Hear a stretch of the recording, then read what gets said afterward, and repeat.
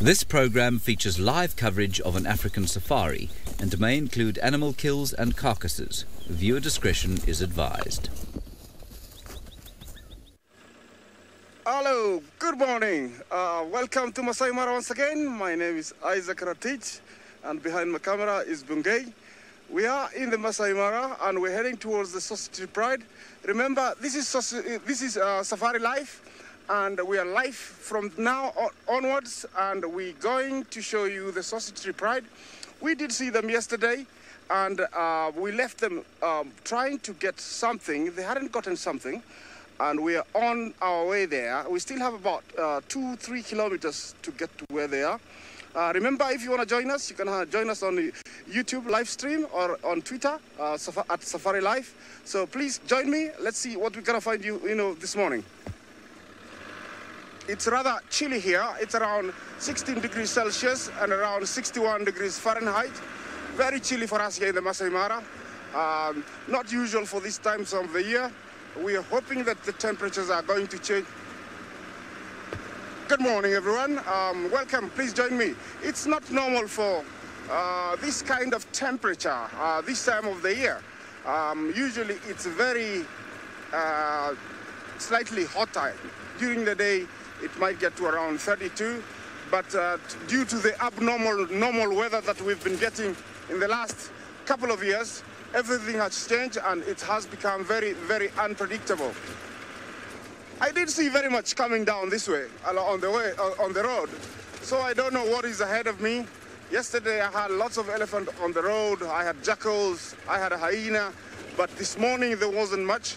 I'm hoping, to find something before I get to the Sausage Tree Pride area. Yesterday, remember, we had them, we saw the female come out of the bush, we thought she had cubs. Then she wandered along and followed the track. We followed her. We expected her to show us something. She eventually came across 3 of her sisters, including Kinky Tail. Then she proceeded on to go into the bushes and bring out the 3 5-month-old cubs. And then eventually they went into the crevice in the laga, and that's where we left them. And I'm hoping today they won't be very far from there, and maybe we'll get to see the new set of cubs, or see what they did after we left them. It's quite dark, so I'm using my headlights, and my cameraman is using our infrared lights so that we can see. It's going to be light in the next about half an hour. But before that, anything is possible. My fingers are also almost getting nerves, numb. Good morning, Sydney.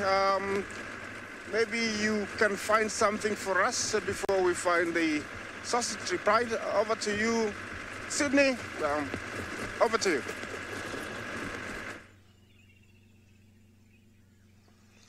What a great morning, and most of all, a good morning again, and welcome to the beginning of the morning safari. This is Sydney Fumurani Mikosi, and I'm just about to start a guided walk this morning whereby I am going to be looking for the tiny little stuff. And for in case if you need my attention, you can follow us on Twitter, #SafariLive. I am very happy this morning with the kind of weather we are having here in South Africa by the western side of the Greater Kruger National Park in Sabi Sands. I can see that it's not overcast. Yes, there's some little bit of clouds, but the sun I can see is going to come out anytime soon. We might have a lovely sunrise this morning.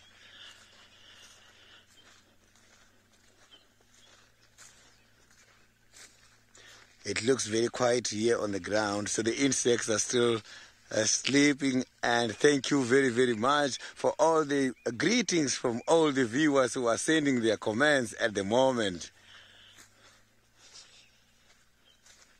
So the insects, I know some of them, when the sun is still there, they are now still very relaxed and hiding. But as soon as the sun starts to come out, I know they are going to be active. So we might be lucky with quite a lot of interesting, tiny little creatures. So during the olden days, we used to go and look for and harvest the locust. And locust, before the sunrise is easy. They are not active. We just take them from the trees and from the grasses. But when the sun comes out, then they become active and they start to fly. Early in the morning like this, they just jump. They cannot fly. So we used to catch them very easily.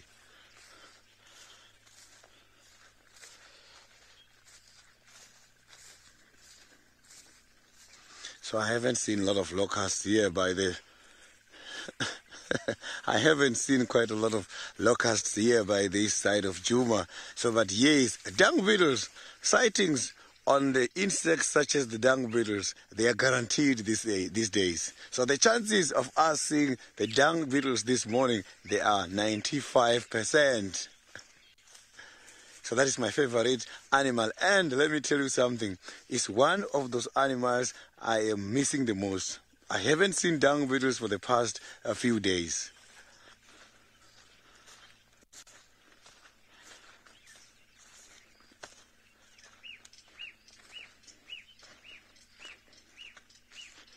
So you can see that at the moment, the big trees, such as the silver cluster leaf, the branches and the leaves, they are now becoming very much dense. You can see the leaves now there is showing that they've got some little bit of insects eating them. So there's quite a lot of insects back now doing what they're supposed to do. You can see we have seen a lot of caterpillars on the past 2 weeks, and here I'm not too sure what kind of insect is eating there, as this tree is very high up at the moment. But I know I will find the small plants of the same species having the same kind of evidence.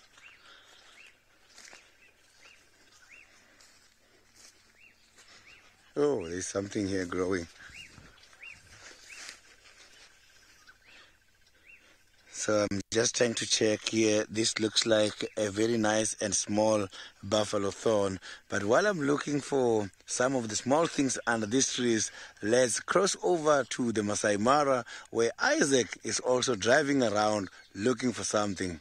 Hopefully, he might be lucky with something interesting for you this morning.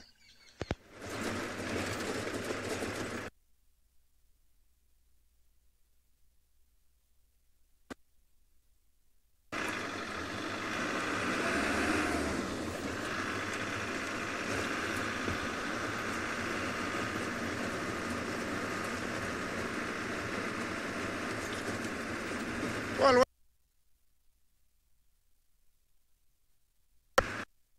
towards the sausages, I have about a K to go. But on my way there, I'm still trying to see if I can find something for you guys. Still very early, and I cannot see that far. But I'm sure there is something up the sleeve for us. Not a single hyena on the road today. Not even a jackal. I don't know where, whether they are still asleep. Lots of elephant droppings on the road, though, from all the activity the previous evenings. Remember that we've had lots and lots of elephants just after the wildebeest have left. Usually they come back, and with all the nice new fresh grass, I think they all come, over here because it's easy to eat, easy to digest. So they're loving it here, and that's why you can see all these droppings on the road. See, these they have been stepped on by vehicles.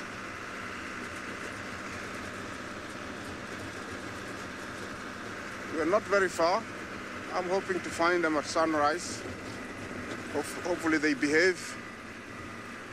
If they've gone too far, I don't know, but I don't think they're gonna go very far, because that female looked like she had fresh cubs, and that's why I'm hoping, to either see them on a kill or see the new female with cubs. This pride mainly has more females. has more females than males, and I did hear something. What was that?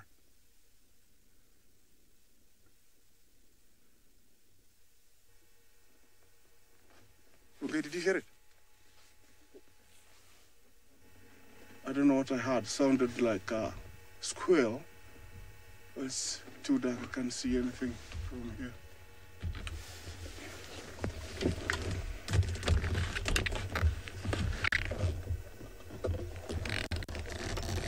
Well, like I said, this pride has got more females than males, and we do have 3 cubs already. This new female might have new cubs, and then there's 2 more females that might give birth soon. So the pride might get even bigger and bigger, and that's why I'm very interested to see what's happening in the first few days when these females are just about to give birth, which is the next coming days. So let's continue on, because over here there isn't much. There was something squealing over to my right. I don't know what it is.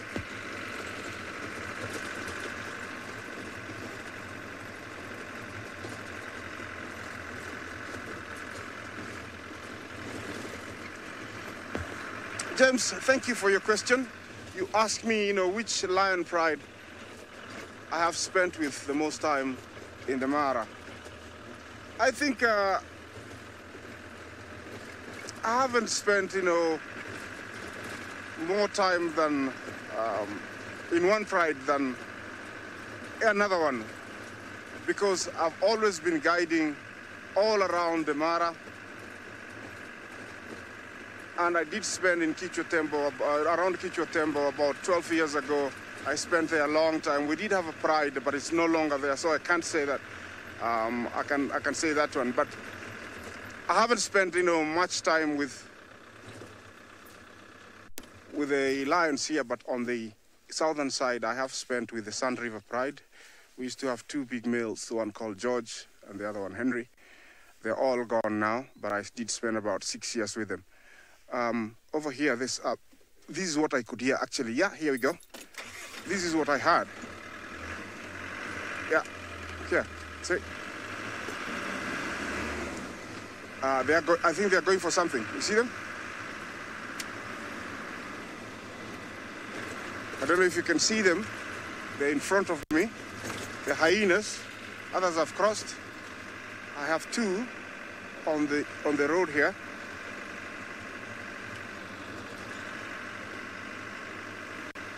There are 3 now. Don't know if you can see them.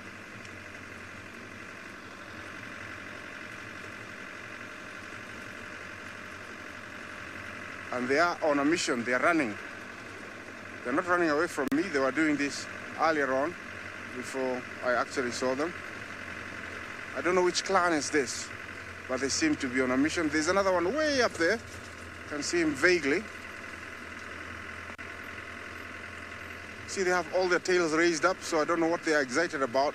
That is a sign of excitement, which means maybe they have seen something. Bungay, do you see this one here? He's right here. I don't know if you can get him. There. Yeah, there he. I don't know if he's. Yeah, there he is. And he's listening to the right.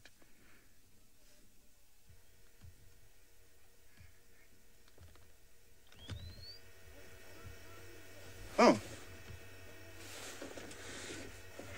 Let's go.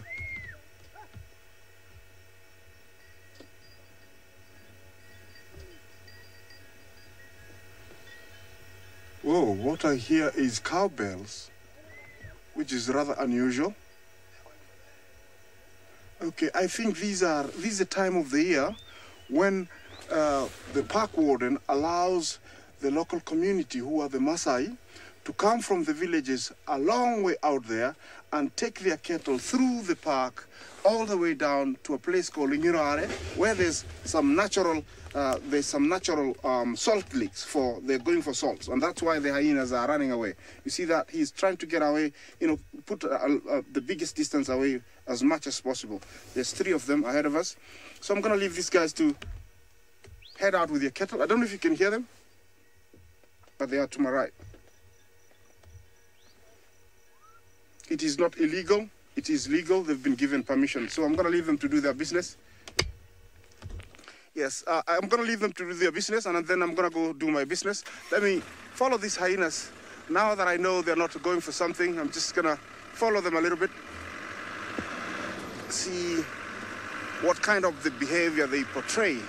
Because I'm sure they haven't seen or heard bells for a very long time.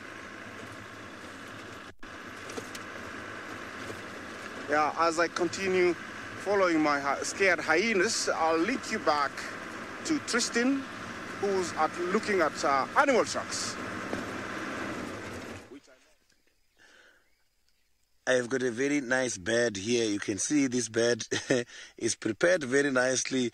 But here on the sides, you'll see there's some of the soils coming out. It looks like a mole rat, but this was not done by the mole rat. You know, the mole rats are those ones that normally travels here under the ground, and they dig, and then sometimes you will see this kind of shapes of the soils coming from underneath to the top. But this one here has been done by the dung beetles. So I have seen quite a lot of evidence here. There's something very, very interesting about the dung beetle happening here. You know, these dung beetles, they are categorized as per their diet. Some of these dung beetles, they feed here on top, whereby you will see them making the balls. Those are the dung rollers. And some of them, they are feeding from under the ground. We have got the paracorporate. That is why I always advise people not to drive over this kind of droppings, because the fact that you are not seeing the dung beetles on top, it does not mean there are not dung beetles under these droppings. So now I want to show you something. If you look here, I have got this very beautiful green coming out. This kind of grass, I can guarantee you there's a big difference between this grass and this grass here next to, in terms of the nutrients availability. This area here is fertilized. It's fertilized because this kind of droppings is serving as a compost. This is like a natural compost, which is giving these grasses a lot of nutrients to survive. That is why this one is even much more greener than the other ones on the surrounding. So now I want to show you something interesting here. There's some very beautiful holes here. Look at this beautiful hole going in here. And then apart from this hole, there's even another one on the other side. I just want to check. This hole is very much deep, I can promise you. So this hole has been dug by the dung beetle. Now, what is the purpose of this hole when it comes to the environment? When it comes to this ecology, this is now how it works. When it's raining, look at this area here. You can see that when it's raining, water is being accumulated from this area coming down here. When the water is coming down, when it comes to this part, the water is going to go into the soil. If you look at this soil here, this is a sandy soil. A sandy soil has got a greater pore space. If you come having a water here and you pour water, you will see the water is going to easily infiltrate the ground. But the dung beetles, they will make it worse because of this kind of holes.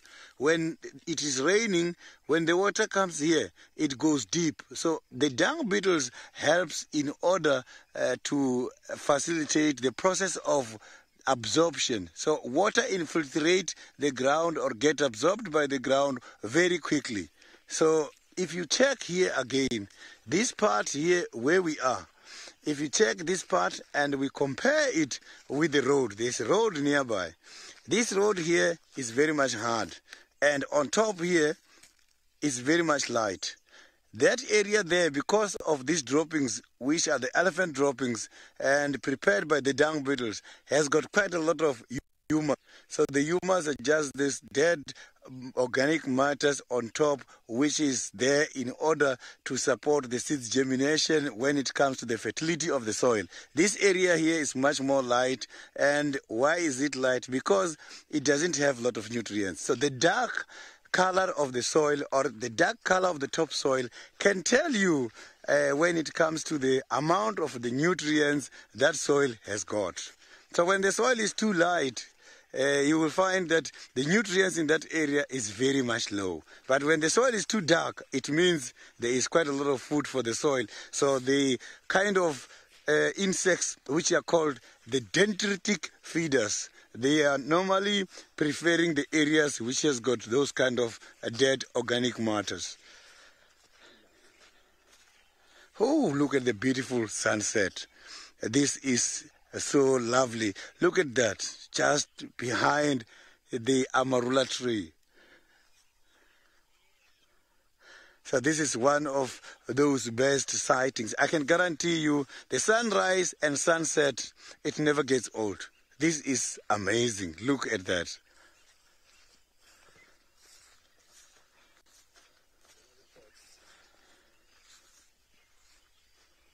So we are just going to carry on moving much more this side and see what we can find. As I have indicated that when the sun is going out, we are going to see a lot.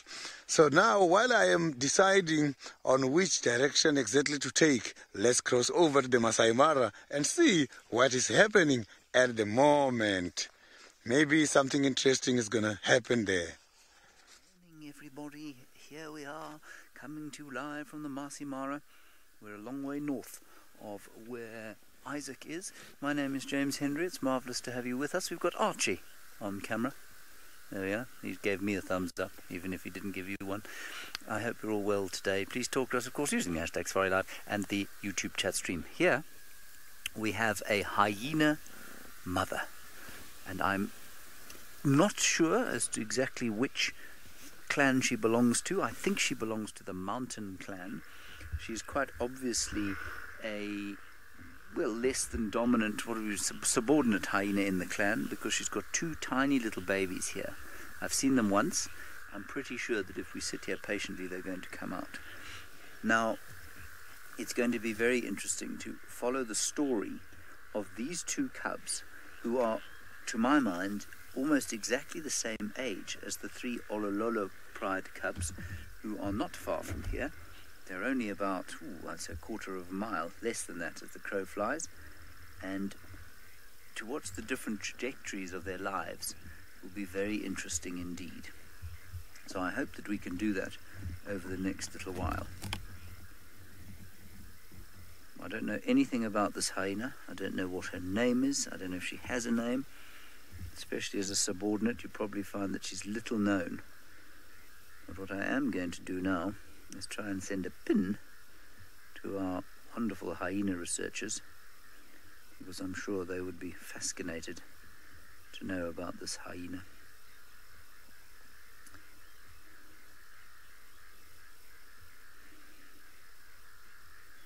Unfortunately, the GPS is not finding me very nicely at the moment. Never mind.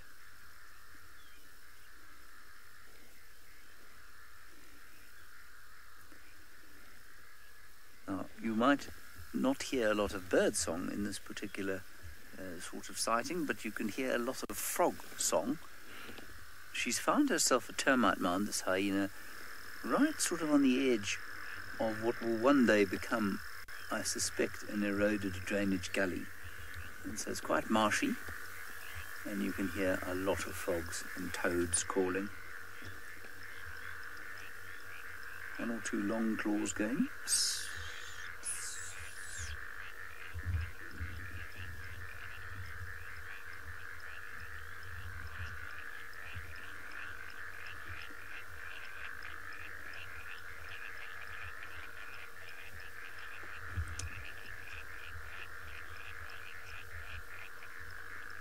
Isn't that nice?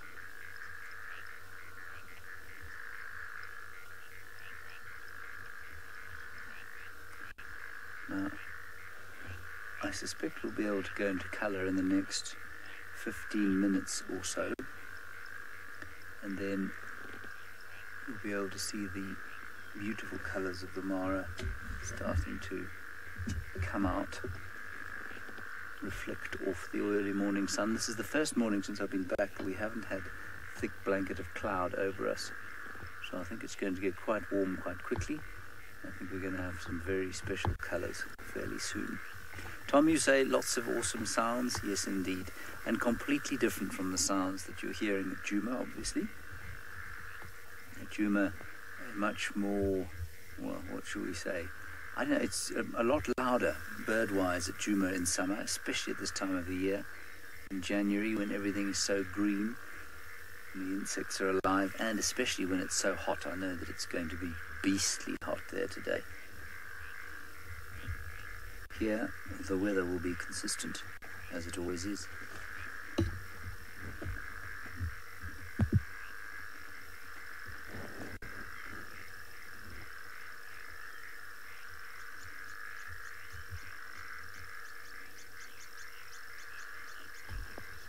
So, a couple of cisticolas now starting up their calls. And while we wait for the hyena to get up and do something, maybe Arch, we can swing across and have a look at the balloon, which seems to be moving at quite a speed. There's obviously a bit of a breeze on the river today. If we look out there, we can have a look at the balloon moving across the dawn sky.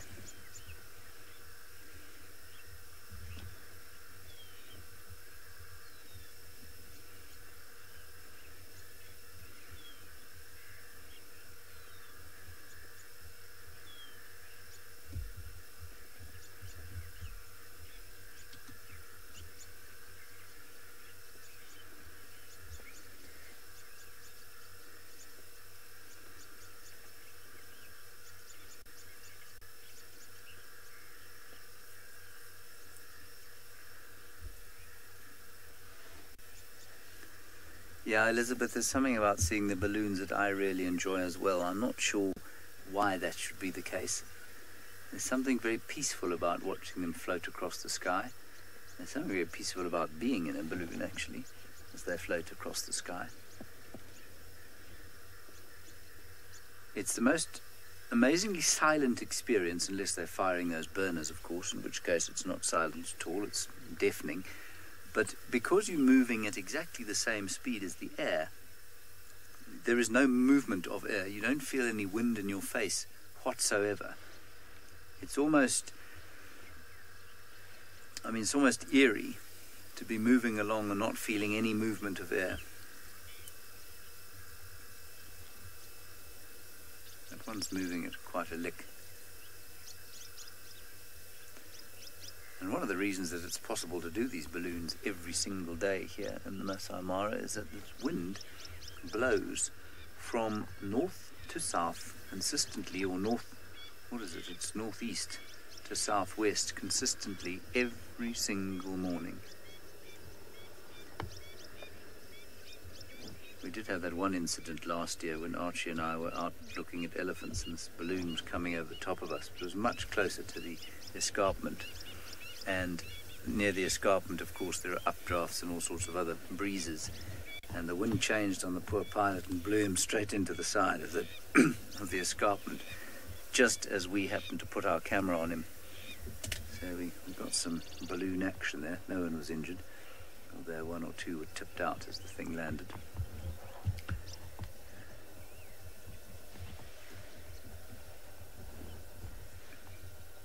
Gorgeous. Now, I'm afraid we still don't have any action from these cubs. I think we'll probably sit here another 10, 20 minutes or so, and then maybe we'll go to the lions and see if we can't find them. I'd really like to get both sets today. No, Carol, the frog noise is not quite as deafening as it sounds to you. It's just not really a trick, but it's an effect of the microphones and the sound systems that we have here.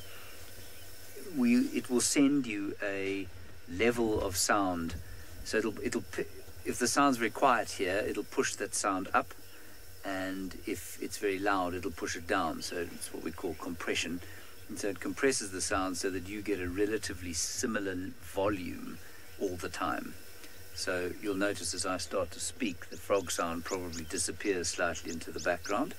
But as I stop speaking for 10 seconds,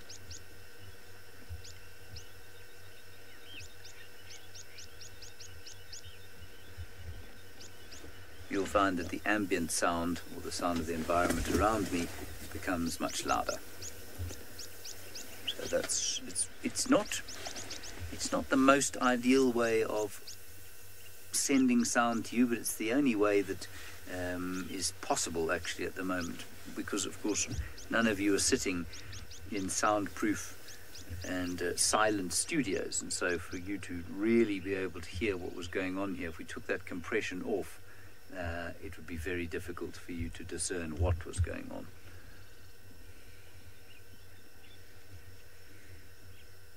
Also, most of you will be listening through earphones or through computer speakers or that sort of thing, and so you're not listening to a huge number of, or on huge studio quality sound speakers.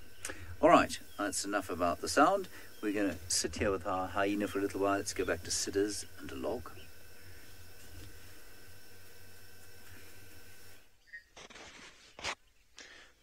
So here I have got some evidence showing that some of the animal species coming here in order to feed on this very big mushroom here where I am.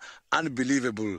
It's for the first time I'm seeing this kind of mushrooms here in Juma. Look at that. This is the biggest mushroom I'm seeing here.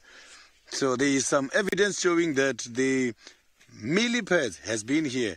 You can see there is some kind of the evidence showing that the segments of these millipedes were here. But these droppings we are seeing on the ground are not from the millipedes. These are just earthworms here. So, but earlier on when I got here, there was a very big millipede somewhere here. And this millipede went underneath. When looking at this big fungus, I can see that here, the millipede has been here. You see, there's evidence showing that the millipede was eating this kind of fungus. You can see right here.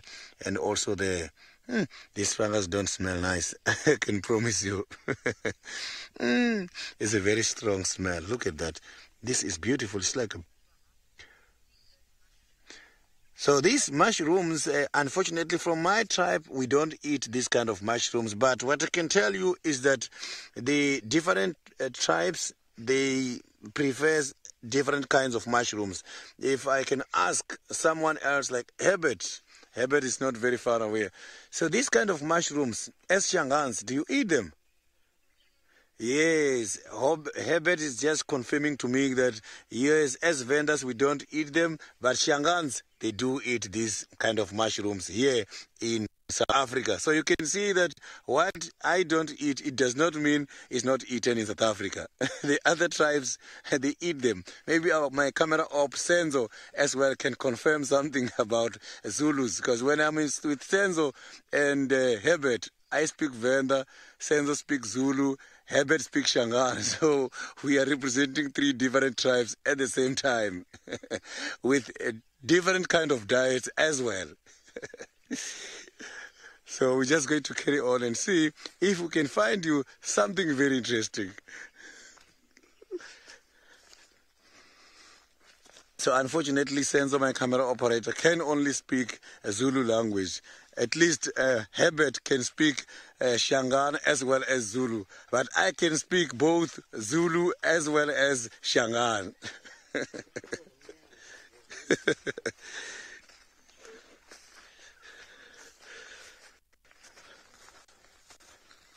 So you can hear that the birds, they are making some of the lovely sound of the morning. I can hear the Cape turtle dove. So the mushroom that we saw, I'm not too sure if it's one of those poisonous mushrooms, but as I indicated that we do eat. It's like some of these poisonous plants. Some people, they eat them, and some, they even cook them first in order to get rid of quite a lot of poisonous substances, dry them, and again cook them. So they can minimize the impact on some of these plants. I know of a plant, one of the plants in Venda, it's just that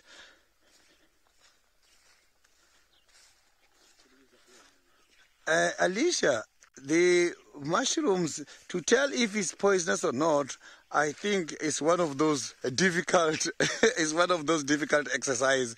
I am not too sure if you can be able to tell from the side just by looking at it. But when we grow up, the preferable mushrooms that we eat is the ones that grows here. Let me show you the area.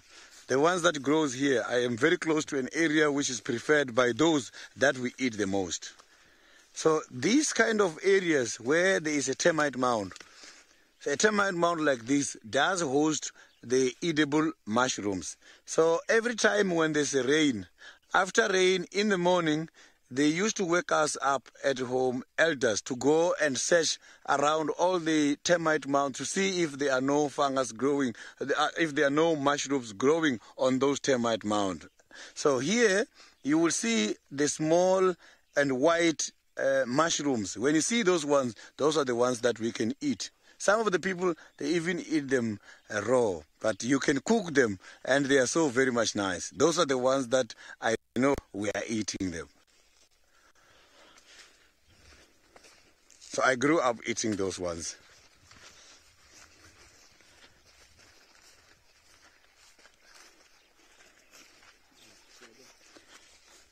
So I'm just trying to check anywhere and everywhere here. So we haven't picked up any of the insects yet. So now let's quickly cross over to the Masai Mara. I think it's getting much more light in Mara at the moment, and see if we cannot find some animals. Maybe. Welcome back. Here we are. This is the same area where we stopped and saw the female come out of the bush to my right. And I'm just going to scan quickly, and then I'm going to head there and see if maybe she's gone where she came out, and maybe she might, she might reveal something to us, or if we find her.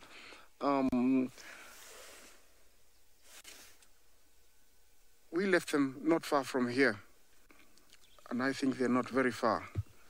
To start with, my aim is to go to where we saw the female. Then after that, I'm going to head out to the plains and continue looking for them, because I know they're not very far. One female looks like she had the very fresh cubs, and then the others had, one female had very new cubs, because you could tell that her mammary glands were being used, and then the rest had, they have very young cubs. So they're not walking too far. I think, they are just around this area. We just need to give ourselves enough time, go around, these bushes. There is lots of water where animals can come and drink. If they didn't make a kill, they might be very close to the riverine. So I'm just going to go around here, start where we left, we saw the female, then continue on up, and then turn to my right to where they were playing in that small jungle gym yesterday. So allow me to do that. But it's now almost sunrise, very beautiful here. Beautiful air, very fresh.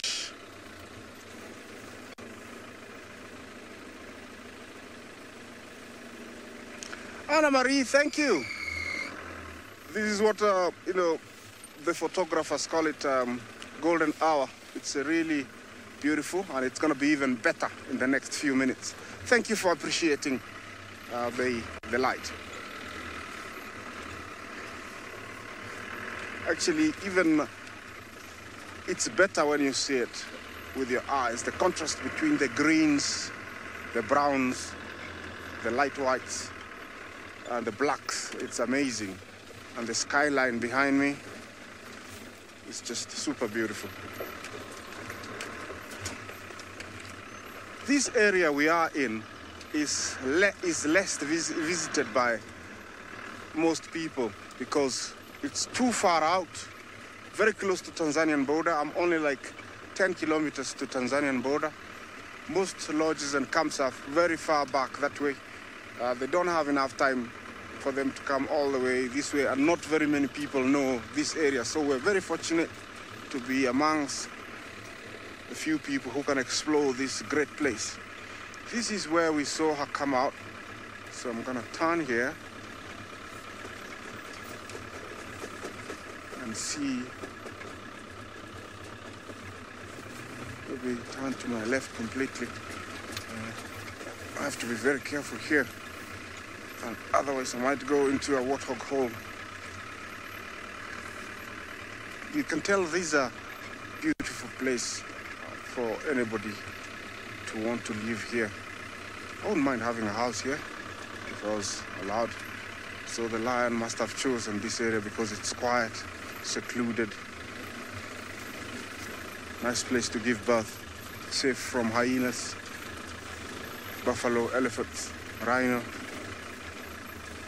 So we're gonna look out this area. We can never tell where exactly she might be, but we're just looking. This is where she came from. I've never been here myself. It's the first time. Okay, as I continue looking here, let's go see our new fresh set of hyena cubs just below camp with James. Look, they're out. 2 tiny little cubs. Now, I don't know how old these things are, but I don't think they're more than a month old. I think they must be roughly the same age as those little lions, maybe slightly younger.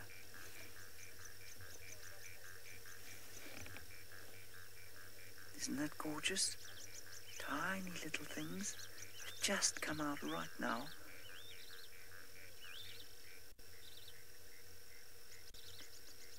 That is very, very special.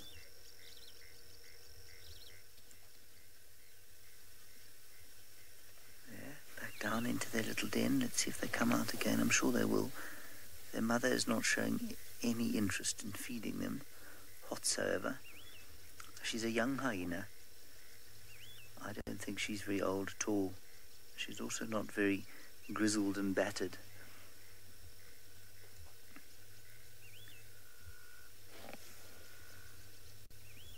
Which means that, yeah, she's not much of a fighter. You know, she obviously is not having huge fights over dominance and that sort of thing. Tanit, you say, OMG, you just died. Yes, well, I'm sorry about that. I hope that your funeral is a good one and that people will pay tribute to you in a manner befitting your contribution to the world. I know what you mean, though. They are unspeakably adorable.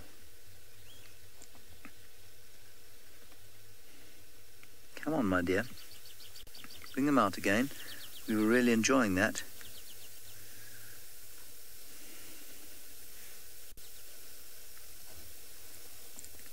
I am in contact with somebody who went to look for the lions, and he had a brief view of a cub and now nothing, so the mother's not there. So we are in the right place right now for baby animals.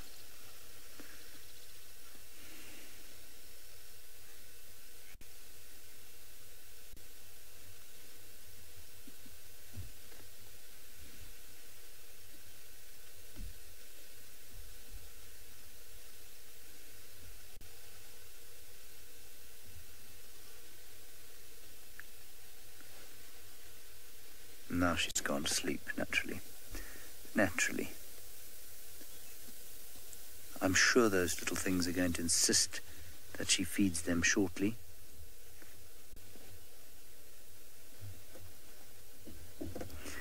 Michael, you say your hyena withdrawals are being cured. Yes, well, Michael, I'm glad. I think you're the appropriate person, of course, to be viewing this with us on account of the fact that I really don't know who this hyena is. And I'm willing to bet that this is the first time that you and I find ourselves in the same position regarding identifying hyenas. Do you have any idea who this hyena is?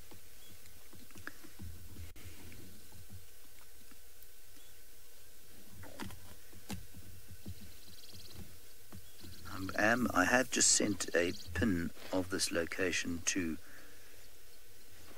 the hyena group. Sorry.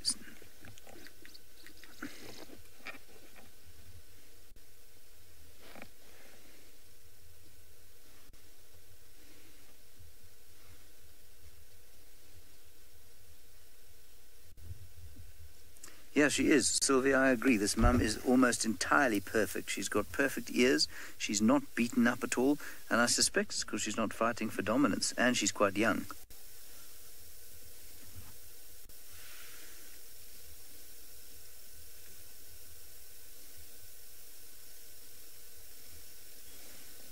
Now, let's wait for her and swing around again, Arch, if you don't mind, to the rising of the African sun. Let us pay tribute to the rising golden orb.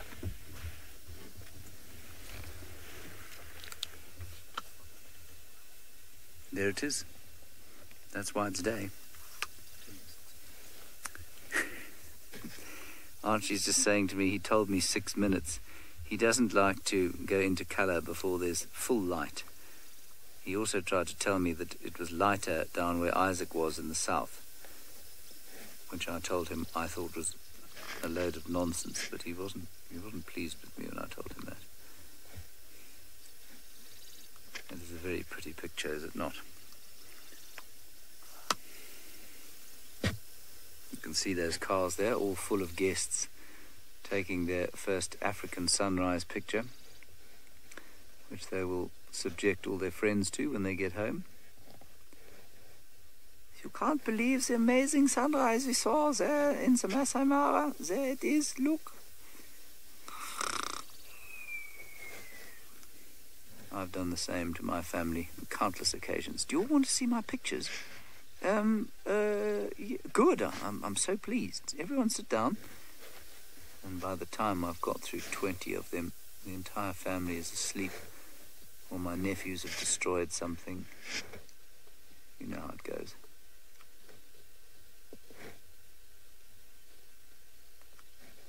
Beautiful. Beautiful, beautiful. It's a pity those little cubs haven't got up to look at the sunrise.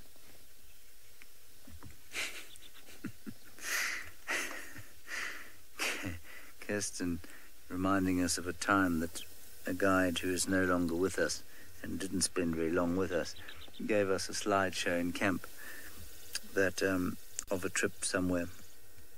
That was very amusing indeed, on account of the fact that all the shots were blurry, and so thankfully it was much more farcical than it was boring.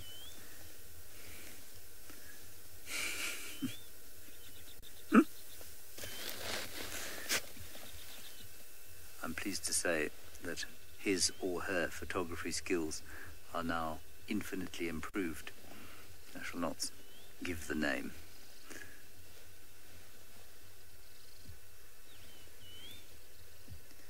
Let's face it, they couldn't have been worse than my first efforts. Archie has spotted a... Thank you, Archie. That is a... Oh, yes, it's a yellow-throated longclaw. I can just see it. Well done. You see what Archie did there? He zoomed in just so that it made it almost impossible for me to identify the bird, but held on long enough so that I had to make a call on what it was, and then he zoomed in to check if I was right. Which mercifully I was. There we have a black-chested snake eagly. That black-chested snake eagly likes that tree very much. It is there often. There are a lot of birds that are territorial. I'm not so sure about them, but I suspect that they are, given the fact that they are there, that particular bird is there all the time.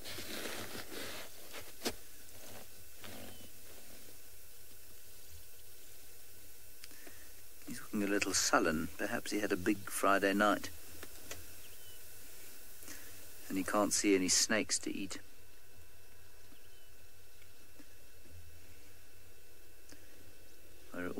Whenever I see this bird, I'm reminded of the question I was asked once when looking at the brown snake eagle, and somebody said to me, "Does it eat brown snakes?"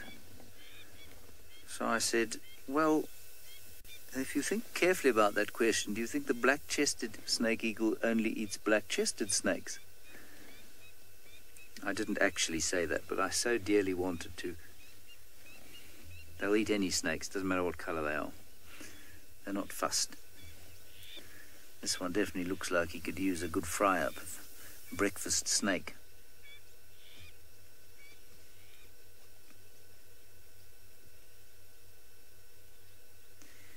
All right, I'm going to sit here, I think, for another little while just to see if those babies don't come out as the sun casts its rays on the termite mound. Let's go back to some other termites.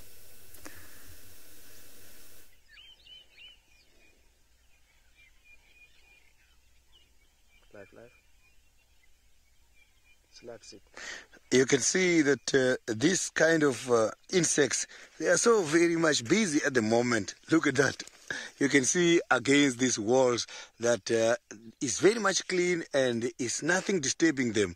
These insects are so very much clever and they can easily clean this area. So what we are seeing now is a group which is called the workers. The termites has got different kind of structures. So these are the ones who are responsible to build these very big termite mounds that we are seeing here every day. So look at that. They are busy 24/7, non-stop. The termites are working. Look at that. If you look at their bodies inside, you will see there's too much water. These are the ones who are drinking water and bringing water in order to build. So I'm not seeing any of the workers here, but I just want to smell inside here just to... Oh, there's a very strong, warm air coming out here. Yo, the air is so warm. Even if you're not smelling, just I can feel it here that there is a nice air which is coming from in there and it's nice and warm. So the termites can be able to produce quite a lot of methane gas, which is facilitating the global warming. So they've got both positive and sometimes negative impact here in the environment, but they do quite a lot of positive impact because they prepare this soil for the soil germination. Some of these workers are very much big. Look, I can see, look at this one. This is one of the big ones. So there is no supervisor here. These kind of animals.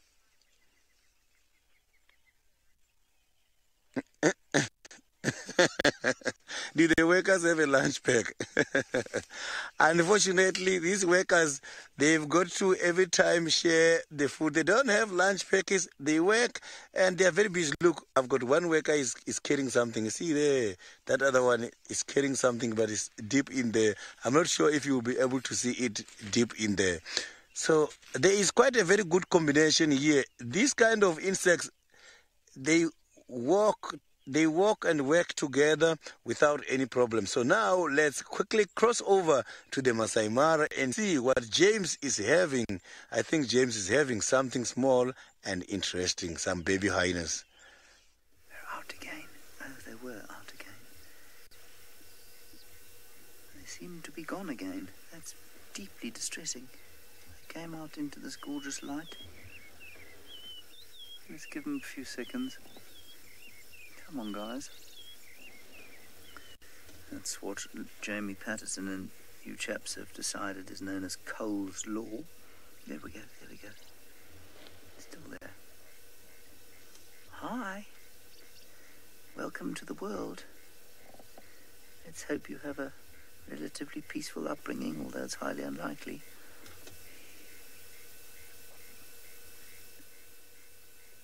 Yes, hello.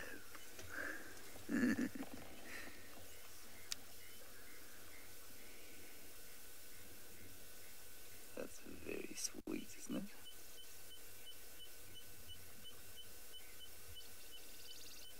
Now we might do one of those unscheduled broadcasts if these little cubs play ball.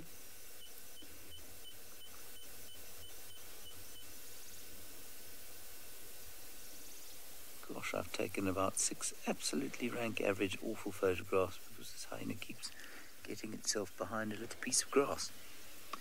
And I don't have quite the skills of Archie. Come on, don't go anywhere. Stay here. Play with your friend. Although, of course, siblings are often not very friendly with each other.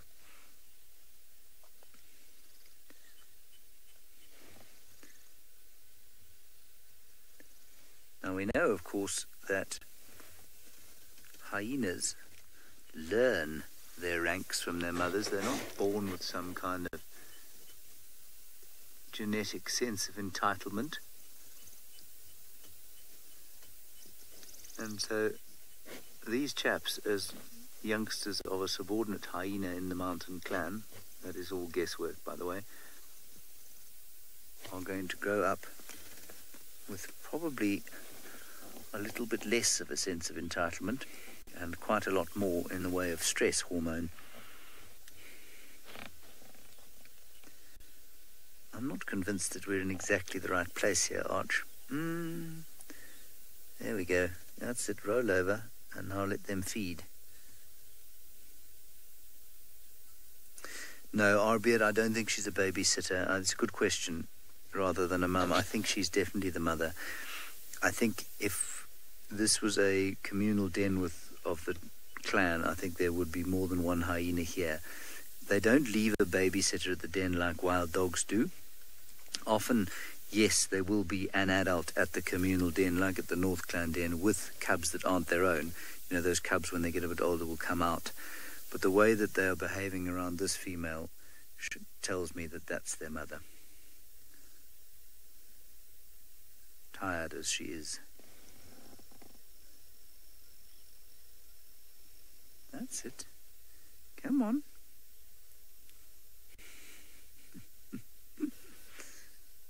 Yeah, lots to see out here. Lots to hear.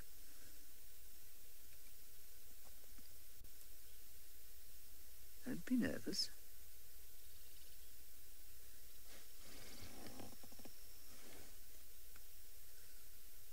So sweet. Janet, she has them away from the clan because they are subdominant, which means that, or subordinate, which means that they will be dominated by more dominant members of the clan, especially while they are small like this. So what happens with subordinate members of the clan is that they will often give birth away from the communal den or from the sort of central den of the clan. And then when the cubs are a little bit older and can look after themselves slightly better, she'll probably move them back to where the main den site is. Whereas dominant members of the clan will have them at the clan den site.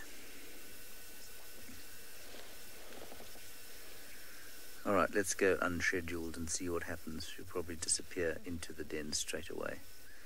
But let's try.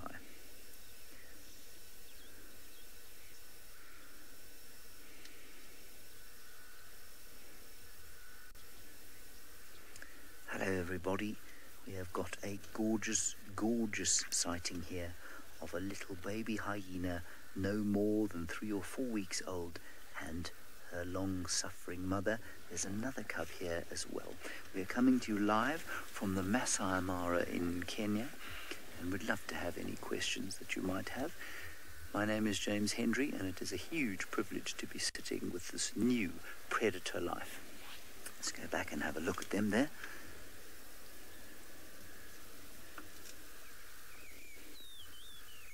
Look at that.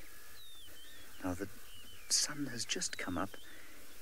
It's about 15 minutes ago. It's 7 o'clock in the morning, and this little clan, well, not little clan, this little group of the mountain clan of hyenas is slowly starting to wake up. Now, we think that this is a subordinate member of the mountain clan. That's the mother. She's had these 2 cubs away from the rest of the clan because those cubs will be dominated by other older cubs at the communal den. And when these chaps are a little bit older, she'll move them across probably to the communal den where they will learn their place in the clan hierarchy. I'm guessing that she is a subordinate member of the clan because I don't know why else she'd be here at this den as opposed to the communal den. Maria, there are only 2 cubs here. Hyenas only have 2 cubs. I'm pretty sure there must be records of them having 3, but not more than that. Almost always it's 1 or 2. And interestingly, hyenas only have 2 inguinal mammae. Now that's just a fancy way of saying they've got 2 teats only, so unlike dogs, which I think have 8, or cats, which have 4, hyenas only have 2 teats, and so it really wouldn't make sense to have more than 2 babies. And they obviously give a huge amount of parental care to their little ones, because without that parental care, or an investment in, let me start that again because I've got it a bit confused. They give a lot of parental care, to their little ones. They invest a huge amount in raising their little ones, and therefore they don't have the same numbers as some of the other predators do. Their cubs are under far less risk from other predators because they spend such a lot of time in the den. And if you compare that, say, with wild dogs, which have up to sometimes 18 youngsters in one litter, that's simply because a lot of them are not going to make it to adulthood. Unfortunately, they've disappeared back into the den. I think we should just give them a minute or two to see if they'll come back out. Mary, the lifespan of a hyena is probably around 12 to 14 years on average. But you'll find that they are potentially able to live to around 20 years, I suspect. And in captivity, that would certainly be the case, when they don't have the stresses and strains of life in the hyena clan. And it can be quite difficult, you know, in a clan of hyenas. You probably want to be round about the middle of the hierarchy if you want to live a long time, because at the top of the hierarchy you're going to be constantly challenged again and again for your place. You have to fight for that. That brings about stress, obviously. Yes, you eat a lot more, and yes, you do tend to be challenged, I suppose, by fewer individuals, but there will be one or two individuals who are always having a go at you, so you have to be constantly vigilant. Then if you're really subordinate like this one is, and can't even have your babies at the communal den, you too will probably have a slightly shortened lifespan because of the fact that basically every time there's a kill or there's food or there's a chance for something to eat, it's highly likely that you'll have that stolen by a more dominant member of the clan.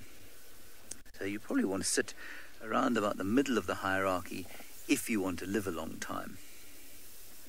If you want to leave the most offspring, well, then you want to be dominant. Laurie, you say you love her ears. The fact that they're intact, I suspect. Yes, I love them too. And the fact that they are intact indicates that this little hyena mother is young. I don't think she's very old at all. Probably not much more than 3 years, actually. That's quite young. I wouldn't be surprised if this was her first litter. I'm sorry they've disappeared back into the den. That's a bit irritating of them to have done that to us. But that's the way it is. We'll give them another minute or so, see if they don't come out again. They haven't fed at all. Very nice to have people watching from Australia, Canada, Costa Rica. That's amazing. Welcome to you all. I suppose it's almost night time in Australia, and it's, night time yesterday in Canada. Greece, India, Philippines, all of you watching. That is amazing. A global audience enjoying African hyenas here in the Masai Mara from their homes. That is spectacular. It's, of course, one of the major reasons we do what we do here, is that anyone from around the world can come on safari and enjoy these magical animals. Vietnam, Kenya, there are even some Kenyans watching, that's good. Malaysia, very special.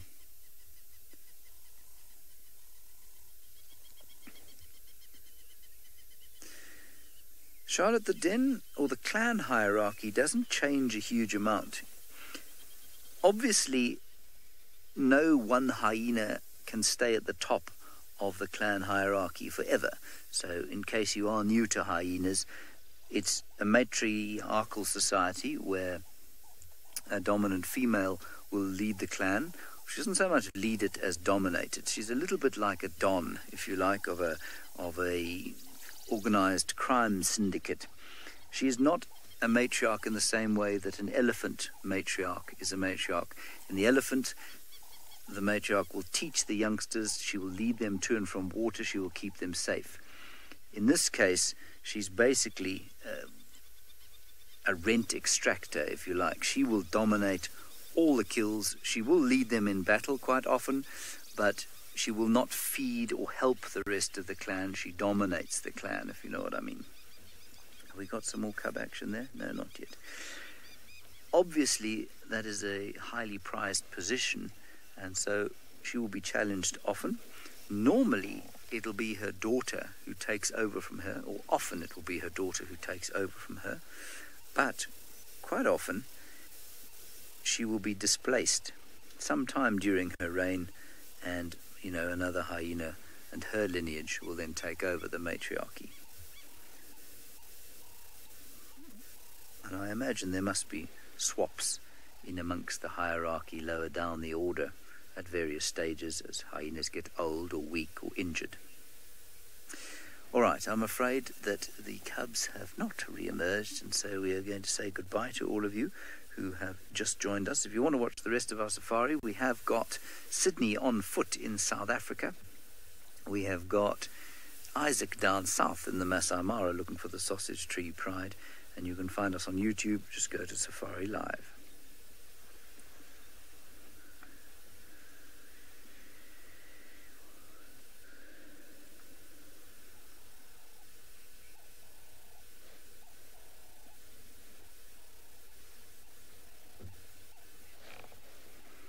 That was a bit of a damp squib, that unscheduled broadcast. Sorry about that, everybody. These cubs are not playing ball particularly well. Why should they? They don't know they're on TV. But as Kirsten says, it was very nice to know how many people from around the world were watching. What was it? Canada, Australia, Costa Rica, Malaysia, Philippines, Vietnam, Kenya. Absolutely astounding, really. India.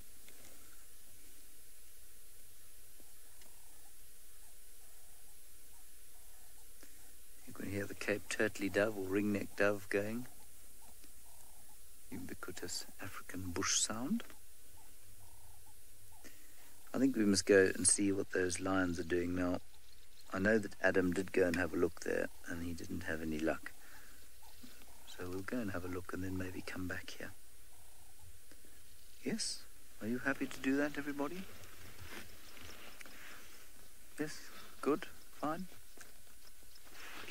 What I am going to do is just sneak slightly forward and have a look the other side, and then we'll go.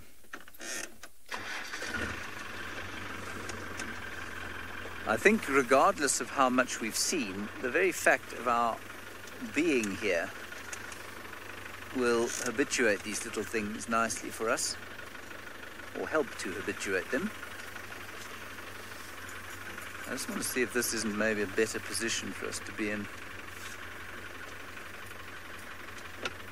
We'll just have one more look here.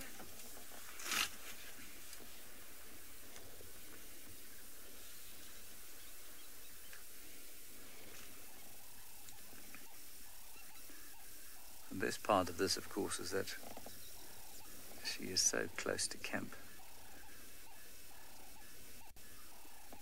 And so close to those lions.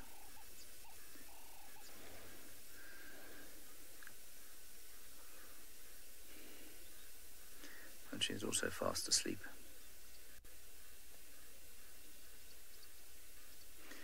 All right, Isaac has very nobly gone down to the south to try and find the sausages. Let's find out how he's doing.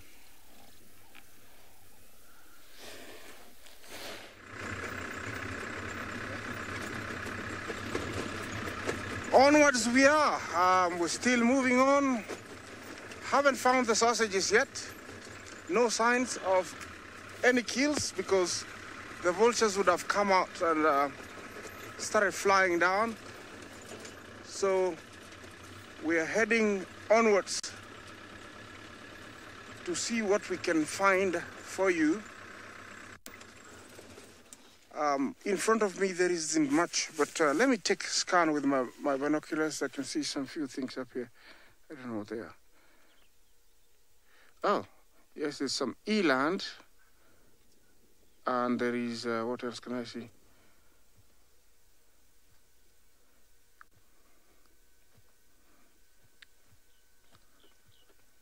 I think I see only eland in front of me. So let me continue on, as there isn't much that I can see, but we're still in the same area where the sausages are supposed to be. They hang around this area all the way to the escarpment, up towards Marayankai, down towards Kambia Mungu, and down this ridge. So, you know, I'm still looking for them. If I find something else for you, I'll be more than happy. But at the moment, I'll continue looking. And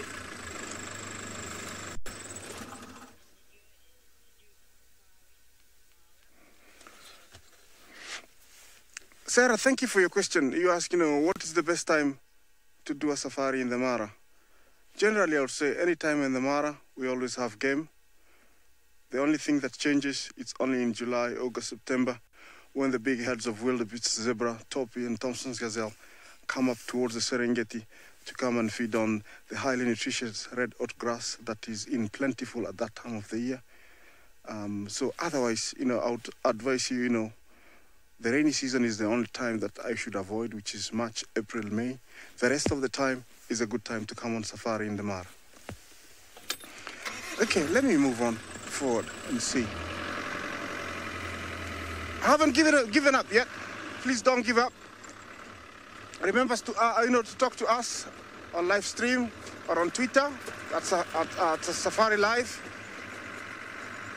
If you have any questions, you're more than welcome to ask as I continue trying to find you the rare sausages.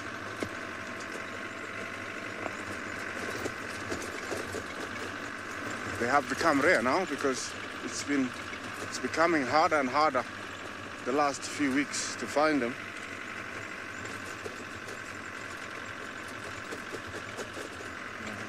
As I continue looking for the sausages, I'll take you back to Sydney, who's having a good time, enjoying small things. Sydney, up to you. Today I'm so very much happy because I found one of the trees I haven't seen for quite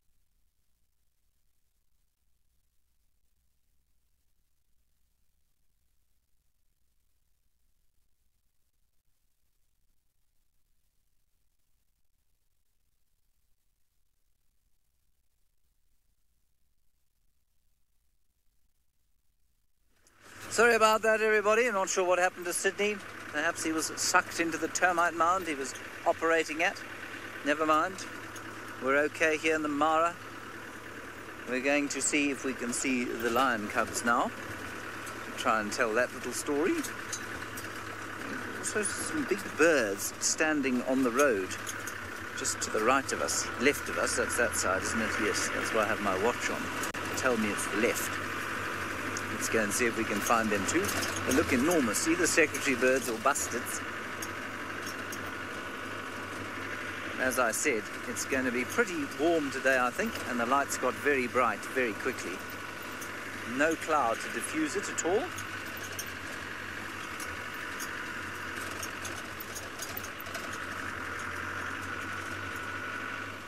So let's measure the distance. Yeah, it's about a quarter of a mile, I think, between the two dens. Now, the only pity about this is that we can't be off-road around those lions. Ravinda, there are many, many, many, many fish eagles around here. They're just largely on the river, and I haven't been down to the river yet since I arrived. Before we get to the lions, let's have a look at this lone taupai. Poor little lone taupai, look at it there. It looks very confused. Don't be confused, taupai.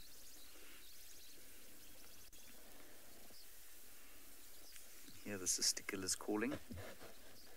We definitely had a stout cisticola around where we were sitting earlier, or a number of them. They are magnificent antelope, these things, despite their somewhat gormless looks and odd habit of having to horn the mud in order to show dominance.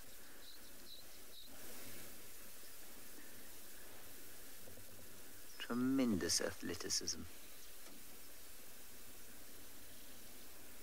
The thing looks like it's been purposely groomed to shine like that.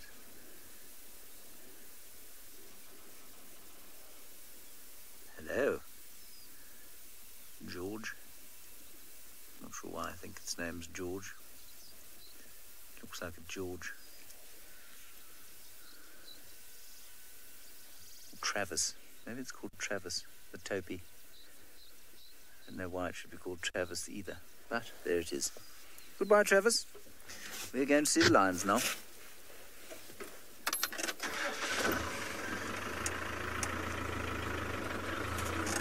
I say that thinking that the lions are going to be out of their little den. I hope they are. I can see those two big birds. They were secretary birds. They're quite far away, so we're not going to look at them. Kirsten, I'm sorry, all I got was flap, flap, flap, flap, flap, flap, flap, flap, flap, flap.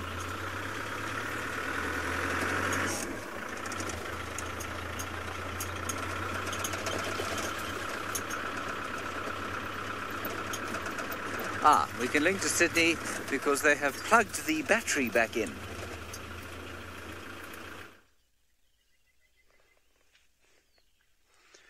Apologies for some kind of the network challenges. I am still here at the same plant. I wanted to share something very, very interesting about. This is one of the plants which is commonly considered as a special plant. Most of the African tribes, they call it a blue crane or a special. So this name blue crane is coming from the following. I want to show you something here. If you look at this plant, the flowers, before they open, they bloom, you can see that they are much more like a blue crane, a bird which is considered one of or the national bird in South Africa. So you can see it's like a blue crane head. So this plant, it has got quite a lot of interesting uses. You can take this plant and dry it and use the plant as a tea in order to clean the blood. You can also use it when it's nice and fresh like this. You can just boil it and mix it with some milk and drink the tea as well for the same. You can also use this in order to treat the high blood pressure. Some other people, they like this tree a lot because this is one of the preferable trees as an aphrodisiac. If you go to the northwestern part of the Limpopo province, much more the area of Tswana people, Tabazimbi is the area where I used to work and is occupied a lot by the Tswana-speaking people. They use this special a lot as an aphrodisiac and to clean these kind of other problems. We are also using it, I know it, so we call it a blue crane. Look at the head. So the head is like this. You know, the blue crane is much more with the head which is like, so the head like for the blue crane is like this. So that is why you can see it there. It's like a head of this blue crane and the beak. So that is how you can distinguish amongst these plants. For the first time I'm seeing it here. I have seen it a lot before. By this time of the year is when it's growing back. It's an annual plant. When it's dry, it's difficult to identify. But when it's fresh, it's easy to identify.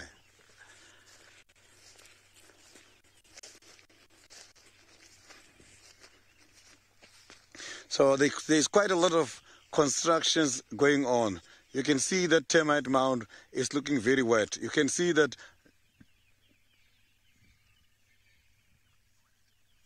Rosinda, you've got to cook it. You just have to boil it for about maybe 30 minutes. After 30 minutes, you can drink that water. You can mix. You don't have to mix with sugar. You can just drink tea only from the plant and water and milk. That is fine. So it's going to help you a lot because every time after using this plant, I use it a lot as well. I've used it a lot in order to clean the blood, and it also helps to clean the urinary system.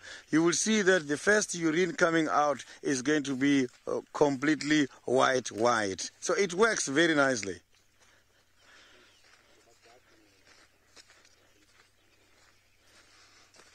So you're going to get surprised.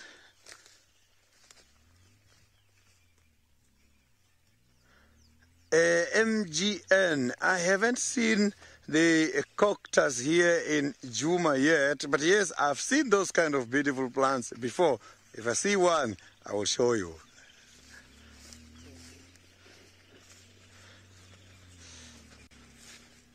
so don't get surprised. Some of the vehicles passing by here, so if you hear some of these engine noises.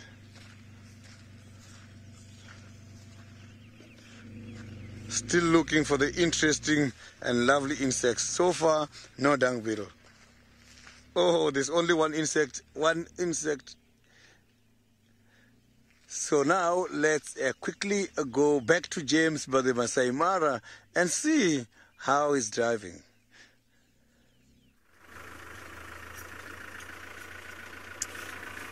We are, well, you can see we're driving. You can say we're driving, quite obvious. But I'm afraid we failed to find the lions. The mothers are not there, or the mother is not there, and the cubs are deep inside that gap. So we'll just do a loop around and see what there is. There are lots of elephants in the background. We'll go and see if we can have a closer look at some of them and maybe find the pride on a kill. Nancy, you say, do I remember the Where Are the Lions song? No, I do not remember that song. If it was one I sang, I suspect quite strongly that I made it up on the fly and that it was forgotten immediately on account of its poor quality. So I'm afraid I don't remember the Where Are the Lions song. Apparently it was about the Nkuhumas. Kirsten seems to remember it. That is astounding. I'm afraid I cannot remember it. I remember sort of singing a song about trying to find the Nkuhumas, but no, the notes or lyrics thereof escape me. There is a beautiful starling. Kirsten says the song went something like this. Where are the lions? I want to see the lions. Well, something like that. Now that is either the superb starling or the Hildebrand's starling. I never remember how to tell the difference. Starling, starling. Oh, come on, Henry. Starling.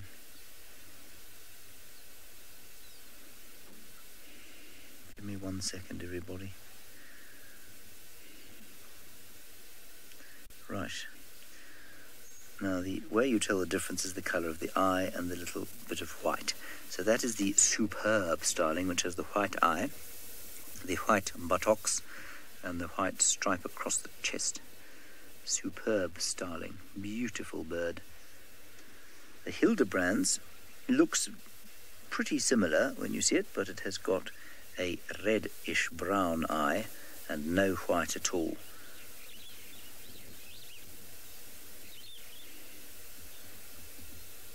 Very pretty birds.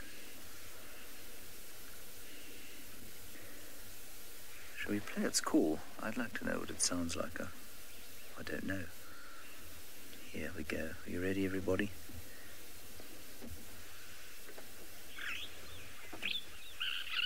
That's the call. In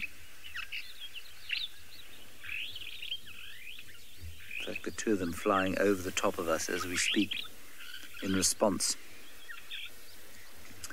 So a very kind of starlingish type of a squawking call, like a Birchall starling, but much quieter. Good, that was nice. Let's continue. The superb starling.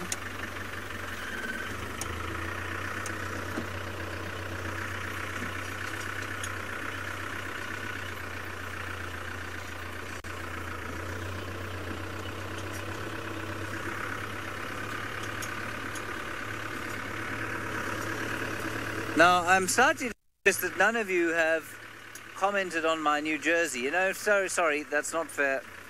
Somebody did comment on it the other day, and I wanted to let you know that a few of the staff here in Kenya say that it is an old man's jersey. You may have seen me look slightly away from the lens. We've got the main protagonist of this school of thought sitting on the back of the car. That's Lucy. Lucy thinks that I have got an old man jersey. I think Lucy just doesn't understand fashion. Kirsten making inane jokes about the fact that I'm not a spring chicken. No, But that doesn't mean that I'm wearing an old man's jersey. I quite like my jersey. It's very warm. It's from Scotland. No, it's not. It's from England.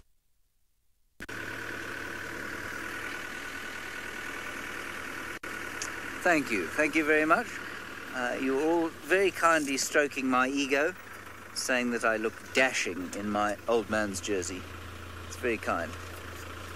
Archie, there's a bird on that stick there.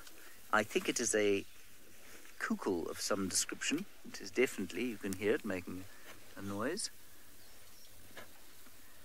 The white-browed cuckoo. Naturally, it's flying away now. Thank you so much. Let's continue. I don't know what it was doing up there, other than looking for something to eat. There we go, Nancy, thank you. You can see a hipster wearing it. I can too. I can see Eggsy wearing this jersey. And Eggsy's very young, Lucy.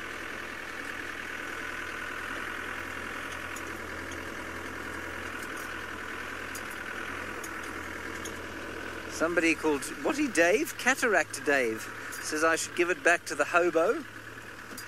Well, I hope your internet connection bugs out immediately. Dump brat. No, not getting it.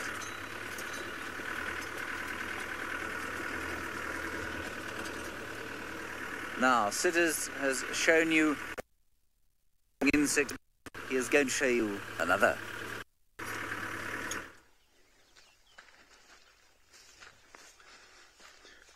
I found something interesting here. It has been a while now. You can see there's an ant right inside the pit. Look at what this ant is doing. You can see this ant is looking for a way out, but it's not easy. So this is an ant lion trap. This is how it works. So today I just want to show you how the ants got trapped inside the pit.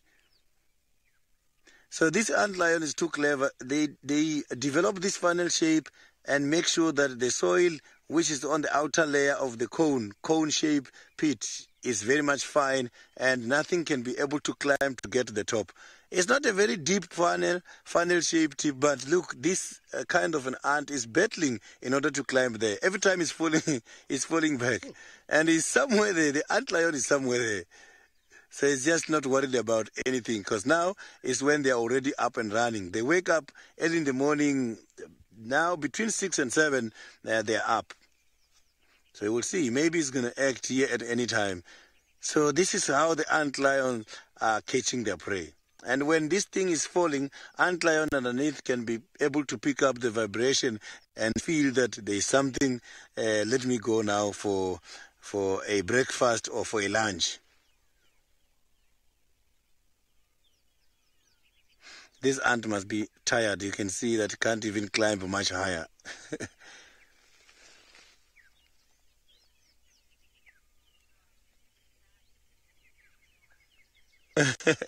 Unfortunately, nature is taking its course. I cannot disturb here by helping this ant to come out. Otherwise, I will be disturbing this sit and wait predator, the ant lion. Now, ant lion is one of my favorites. Now, when he's there, he's going to spend about 3 years. So when he's here now, he's going to spend 3 years, and he will only pupate and become an adult after that. So it means he must have to be feeding, because he must have to survive 3 years in this little pit. But he's not going to be using one pit. He'll be moving from one pit to the next every time around, but 3 years. So that is amazing. Quite a very small insect can complete 3 years before even becoming an amigo. Amigo is an adult. So he's going to eat. He's not going to eat the chitin.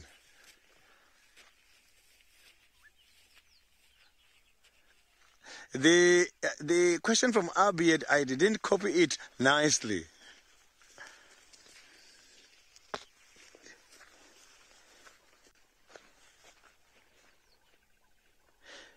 Abiad, something you must remember is that the ant lions, they eat most of the time. So now you might find that this ant lion is full at the moment. He's going to eat. And this ant lion, he does not eat the whole ant. All it's looking for there is just a fluid. They just absorb the fluid, the sap from the ant and throw it away. If you can check, the ant lion can even leave that ant for the whole day because there is no competition. So the other ant lions cannot come in there in order to take that ant. That is why that ant lion is comfortable to have the food inside the hole. So they don't compete a lot about the food. So each one of them has to just drill its own pit and catch and eat. So they don't trespass and visit each other for that. So this kind of ant lions, they don't even follow each other for mating purposes underground. That happens when they are matured. They fly in order to attract each other for mating. Now, let's go to Isaac. So I'm sure Isaac maybe is winning with the big animals. Okay. Here we have the common ostrich. He's a bit out of a distance away. He's enjoying the seeds of the Thermida triandra. That is a male ostrich, the most common we get in the Masai Mara. He looks like he just came off the season. Usually they get very pinkish necks and legs. He's all alone, and while I was looking at him, I used my binoculars and I looked a long way over there, and we found the sausages. My cameraman will zoom in and you will see how far they are. That's how far they are. We think this is about 1.5 kilometers. We couldn't see them without the use of binoculars. That's one of the females. I could see another male walking to the right. I don't know how far he's gone. And now I'm going to try and make my way there. There is a truck behind me, so I have to reverse a little bit, then head towards there, see what they've done. I think they were eating because they were, you see the male to the right? I think that's the male. Go to the right a little bit. Sweep right a little bit, Bunge. Go right. Juko.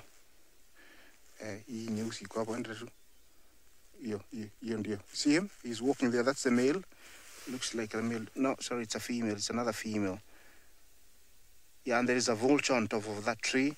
I suspect maybe they made a kill or they are eating.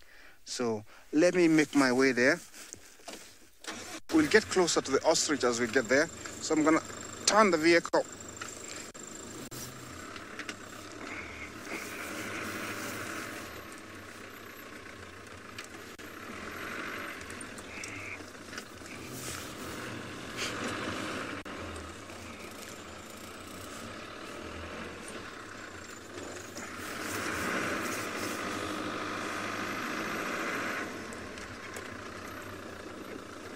Over in this area, we are allowed off-road, but it's better to use the truck if it's there, and then once we get too close, then we can go off-road. It's a bit of a way, but we're going to go there. We know where they are. They have moved quite a distance.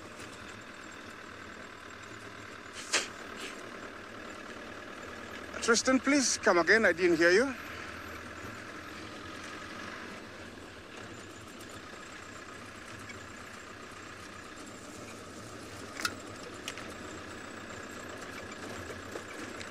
Okay, while I take you towards the lions, let me link you back to James. I don't know what he's doing. I hope he's having a good time. James, back to you. Ah, there it is, the black-bellied bustard. It was standing in the fashion of a chicken on the little termite mound close by. I think I can hear a croaking cisticola as well. You'll have to forgive me for my cisticola calls. Still trying to figure them out. Of course, once I have figured them out, I'll have to leave again. Let me just quickly play the croaking for you. See if I'm correct.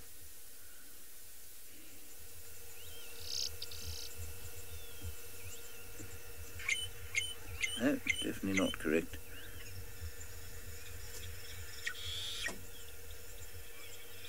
No, another one I Maybe it's pectoral patched. You just keep watching this. Yes, there we go. Pectoral patch cisticulus flying around. Right, that is the black-bellied bustard, about whom I wish to speak no further. We have also got some elephants on the other side. They're bigger than black-bellied bustards, quite a lot bigger actually, about 100 times. There we go. They're beautifully framed by the thick bush, or thick forest actually, of a tributary of the great Mara River. Totally silent as they move.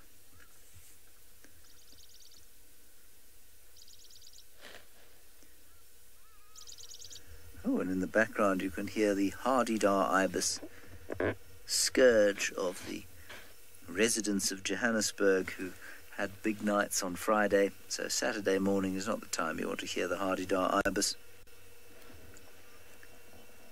In your garden. As the multitude of regrets from the night before come flooding in. Snazzy, I think it's unlikely that that elephant is pregnant on account of the fact that I think it's a bull.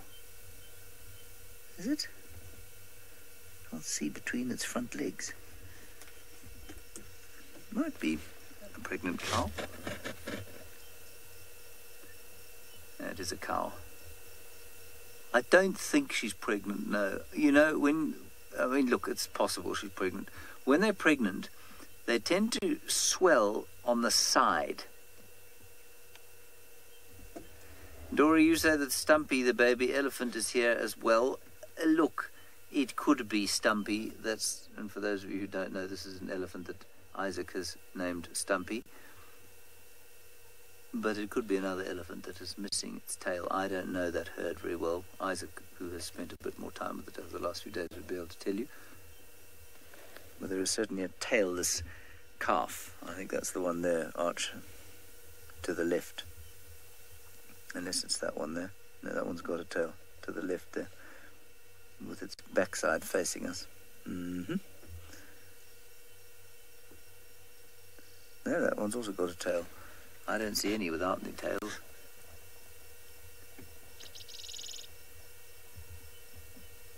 I think one of those two,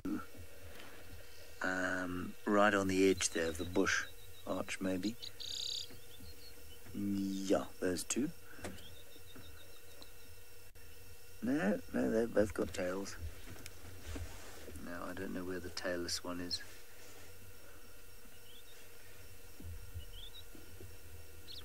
I have a friend called Stumpy. It's not because he doesn't have a tail. Well, he doesn't have a tail.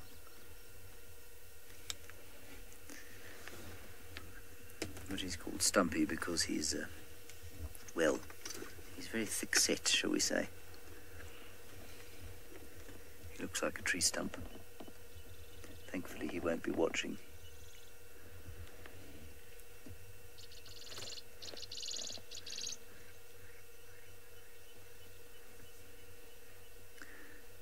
Glenn from Canada, you just want who to say hi to you?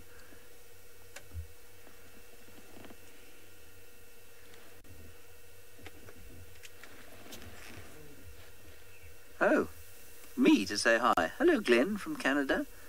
You may now enjoy the rest of your day. Or go to sleep. I think you probably want to go to sleep round about now. Hello, Glenn. Yeah, I've said it to you twice now. Hello. 3 times. I'll give you 5. Hello, Glenn. And one more. Glenn, hello. Now, I'm constantly amazed as we look at the elephants wandering through here. Well, not amazed, but I am brought to mind of the fact that these elephants are ecosystem architects, and they have designed, of course unconsciously, this ecosystem. Between the elephants and the human beings that have lived in this area for goodness knows how long, they have created this enormous open grassland or open savanna by removing the wood, either for their homes and to burn in order to make iron. That's the human beings. Elephants don't generally make a lot of iron, and the elephants, of course, have removed it to eat it. And I don't know this for a fact, but I often think about how so many people say that there are too many elephants in the Kruger region. Look at them, look at how they destroy the trees, and then I look at this area and I think to myself, well, obviously, yes, the soil is totally different, so, you know, a huge number of factors are very different between the two locations. But the fact that elephants have never been culled in this area makes me wonder whether or not the Kruger would be a much more open place had the elephants been left alone.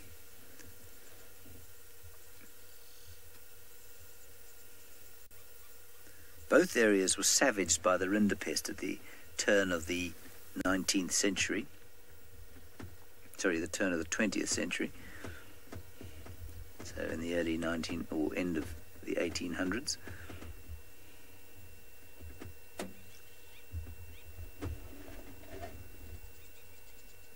And that, of course, brought about a huge die-off of ungulates and allowed, you know, so they almost started from a blank slate, both areas. Andy, they are different. Forest elephants are different from savanna elephants. They, depending on who you talk to, are either classified as a different species or as a subspecies of this elephant. I think at the moment the current thinking is that they are a different species, Loxodontocycloides. And in fact, they have, I was reading the other day, I think they have some kind of linkage with the elephants of Asia, not as closely related as the elephants of the savannas. Here, obviously, they're much more closely related to these elephants than they are to Asiatic elephants. But there are Asiatic or some genes that are shared between the two which showed a slightly closer relationship than we thought they had before, something like that. I'm hoping that with the increase of DNA research, they will finally put to bed this endless seesawing of whether or not certain species are in fact species or subspecies of one another. And the difference is that the forest elephant is shorter, it's often more round, it's just slightly less angular. I mean, I find the Mara elephants very angular in comparison even with the Kruger elephants. And they've got much longer, thinner tusks that often point downward. The forest elephants, they're beautiful creatures. Well, they're not quite as large as these chaps. I don't know this for sure, but I think the mass of a bull forest elephant is about 3,500 kilograms, which is about the same size as a full-size cow or savanna elephant cow.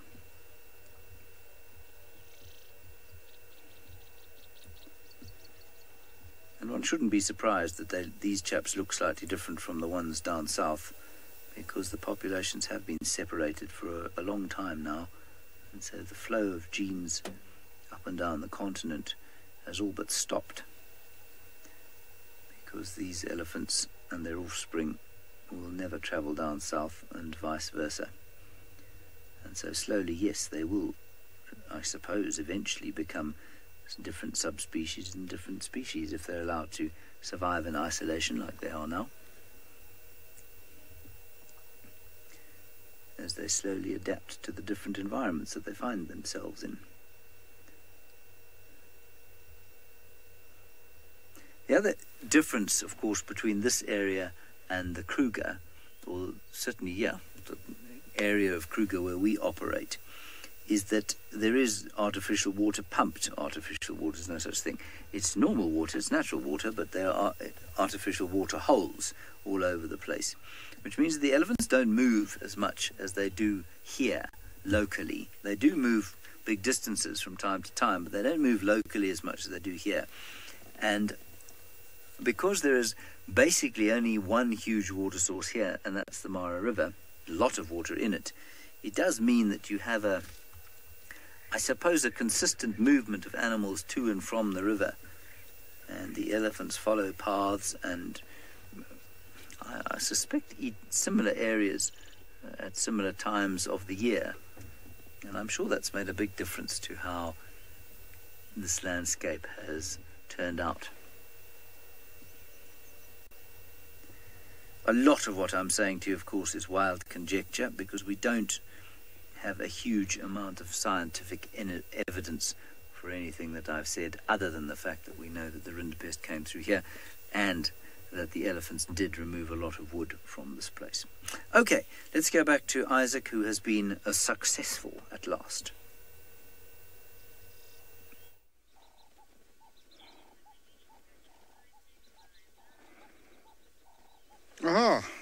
We found them finally. I saw one female from a long ways away. We came here and we saw two, and moving forwards, we came across the rest. I don't know who is where, because behind us there is two females, and then there is two more here, and the rest of the cubs. There is a very brave jackal that is hanging around there, behind there. I don't know why, he's hanging around here, but usually they are very brave. They'll try and stay very close and hope to get those little scraps. This is Sausage Pride. They have walked a very long distance from where we saw them yesterday.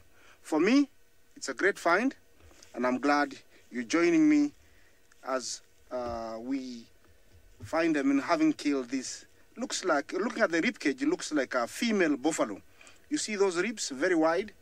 Very few animals or herbivores have got that kind of tightly closed ribs. So these, I suspect it's a buffalo. Could be a female by the size, and they're still enjoying it. Looks like they've been camping here since yesterday. When we saw them yesterday morning, they were looking very desperate. Remember, they were trying to dig for that warthog on the warthog hole, and I think they decided that it wasn't big enough for them. They decided to come this way. For me, it's also a great find, because it has shown me how far their territory extends. We are only about 5 kilometers now to Tanzanian border. I never knew they came this far, so it's educational also for me this morning. That is the youngest of the cubs. He's about 4 months. There is one that is 4 months, and then there's two that is 5 months. I don't know which females are here. Either it's Kinky Tail and Limpy, but the other two more behind us. They're still enjoying themselves. Remember, lions' tummies are like elastic. They will keep gorging themselves as much as possible.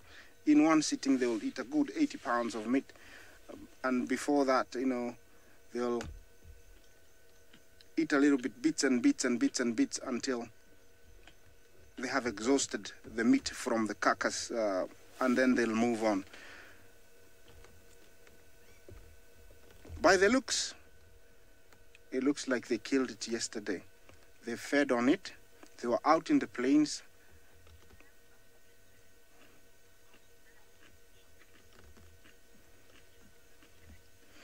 The largest child of the universe, the largest animal I've ever seen being brought down, was a hippo. Across the river, we had 5 brothers, a father and four sons. Where they call them notches, the notches. They were known to bring down. They were known to bring down hippos, and one day I was very lucky to see them going for a hippo early in the morning. They actually really tired it for about 2 hours, and eventually they brought it down and killed it. So that is the largest animal I've ever seen. There looks like another female heading away from us. I don't know why, because there's still plenty of meat here.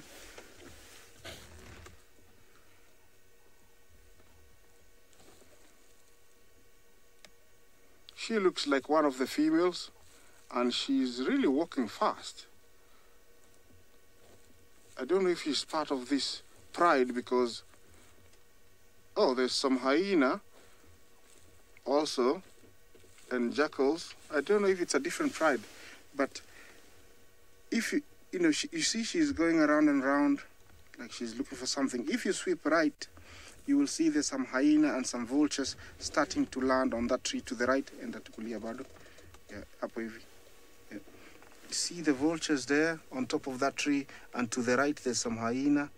Yeah, there's some vultures, there's some hyena there. So I don't know exactly what's happening. Looks like there's another kill there. That's why there's another hyena.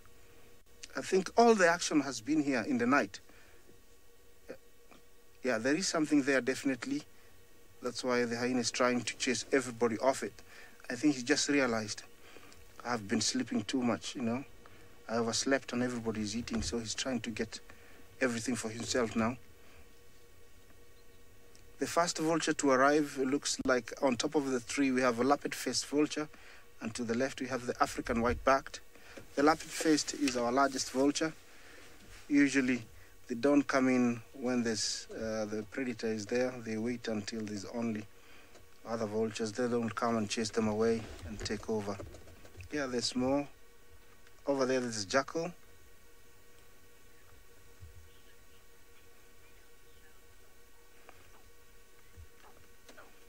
Yeah, as I continue to discover what's happening here, let's go and see more small things in Juma. Discuss. Here I have got a very nice shell from a giant snail. I just want to show you something here. This shell, it doesn't have anything yet, so that's why I am handling it. If there is a snail in there, I cannot touch it at all. I always don't want to disturb them. So you can see a very nice spiral kind of a shape shell. So these kind of shells, you must check, they are much more right-handed. And now I want to show you something. You know, the snails, if you check mostly here on the side of the shell, you will see them with cracks like this. The snails themselves, in order to supplement calcium to maintain this shell, they end up eating their own shell. And they are going to regenerate that. So they will, when there is a shortage of calcium for emergency, eat their own shell. And after that, they are going to save the whole shell. And they are even capable of fixing some of the cracks as well around the body. Unless it's something big. But if it's a minor crack, they can be able to fix it themselves. So you can see that these kind of snails, they are so very much interesting. You will see every time here, they eat and then they fix it again themselves. They have also been recorded feeding on bones as well. When they're lacking of calcium, they eat bones, they even eat stones. They also eat things such as the concrete so that they can have this kind of calciums. So that is an amazing behavior for such a small snail. So there's water in here. I can see water and some soil and some of the dead insects right in there. So this is very much strong if it can be able to collect water.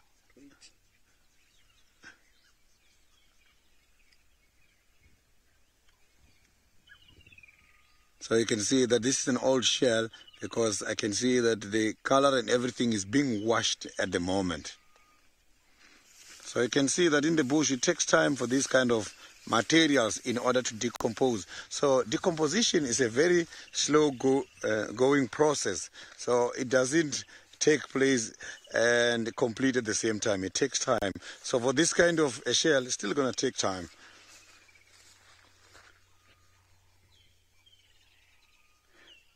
So the snail shells, we use them a lot in order to solve the skin problems. So not only the slimy, we use them for that. So that is part of the ingredients in order to practice quite a lot of traditional medicine. So even the animal itself, sometimes when experiencing some of the problems, you get instructed to have it, and some they even eat the animals themselves. So those animals are very much rich as well in terms of the iron, and they also helps in order to slow down things such as the blood pressure as well, and they are rich in iron. So that slimy, they secrete when they are irritated, and the one that they use when they're on the ground, you will see they normally, I saw something happening here, but that animal just went into a hole. We'll check it just now. So if you take that slimy, you can use it in order to kill these kind of lions here. You can also use them in order to clean the skin. So I saw something interesting here. Oh, we can't see it. So the beetle, oh, here's the beetle. There was a beetle which just went back very quickly having something. So there's one left on top. You can see this small beetle here. I just want to see what this beetle is thinking now. So it's the one who dug this and that hole there.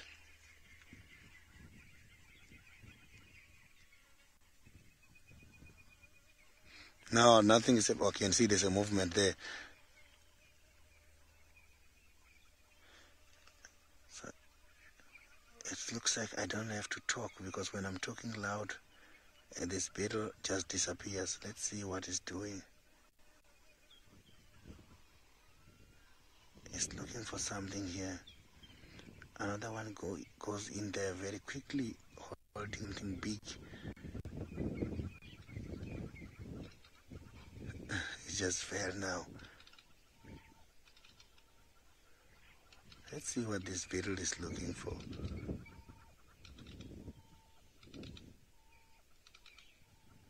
Oh, now he just went back to the hole at the moment.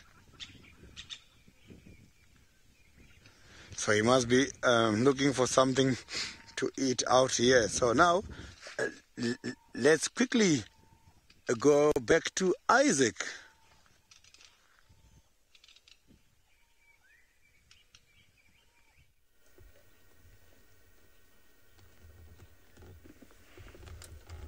We've changed the angle now, and we can tell that here there is 3 females and 1 of the youngest cubs. This is Limpy's cub. Back there was 2 lionesses. We didn't show them to you. So the lioness we saw heading away isn't from this pride. So there is another pride that is from Serengeti that is hanging around here. That is living precariously, having these 5 lionesses here. This is the same cub we saw yesterday, very hungry. And now you can see the belly so full. It will continue eating until it has had enough.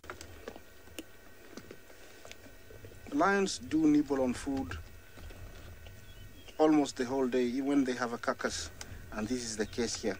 Once they've had their fill, they'll leave the carcass and head away. Where it is, it's nicely disguised, so not very many predators or vultures can see it. That's why there is not much. That's the older cubs. He's just arrived from the left. He doesn't seem to be very hungry. He's eaten quite a lot. You can tell how fast they're panting, all of them.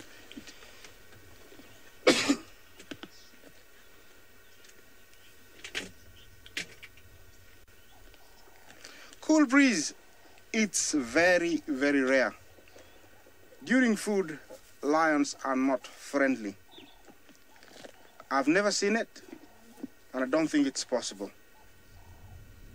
I only have seen hyenas join into a kill where there were only 2 females, and the hyenas actually outnumbered the females. But lion to lion, I've never witnessed. They love each other as long as they belong to one pride, or even in one pride, sometimes they're very aggressive towards each other. If there's small, there's a minimal food available, they will actually fight for it. But other pride members joining a kill, no, I've never seen that.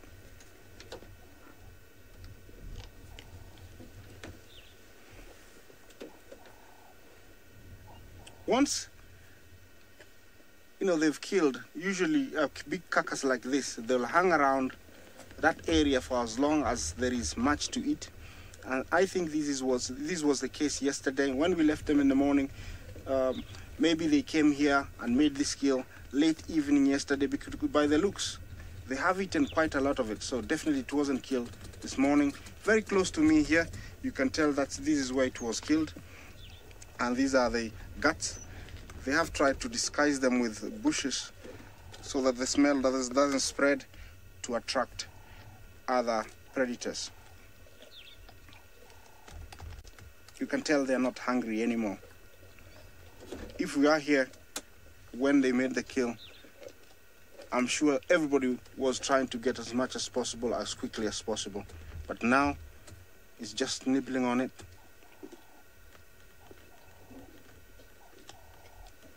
Trying to get the last bits, the best bits. It is a buffalo, we have confirmed. This is a big animal that actually, for them to kill, they must have taken maybe an hour or so. Being 5 females, they are able to tire it down and eventually overwhelming it by jumping on its back or dropping it. And then they go for the nose or the jugular vein, the windpipe, suffocate it and kill it. Usually it dies very fast because it's already tired and it's scared, so it dies very fast. Unlike hyenas that actually would eat the animal alive. They are much more humane, the lions.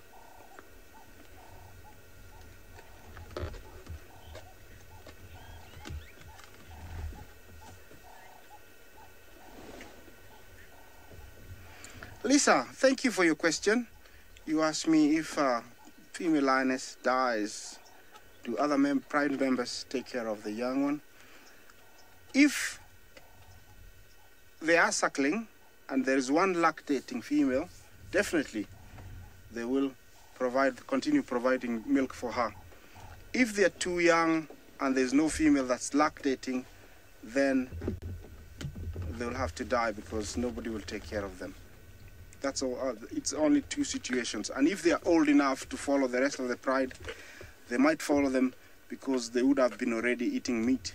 They will follow the pride and continue eating, so they will survive depending on the older females. But cases where they're too young, not able to follow, and there's no female lactating, then they'll starve to death. She's just heard some vultures flying above. That's why she's looking. Yeah. Look at those teeth, those canines. That's a weapon. Very healthy. Look at her, no scars at all. Those flies actually, they look like, a menace, but actually only when they go to the eyes they irritate, but the skin they don't do much. They actually trying to feed on the blood that's in the skin, close to the nose there. Look at how fast she's panting.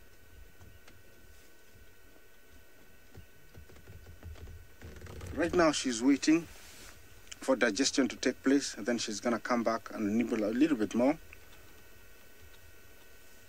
I'm so glad we found them because I was getting a little bit desperate.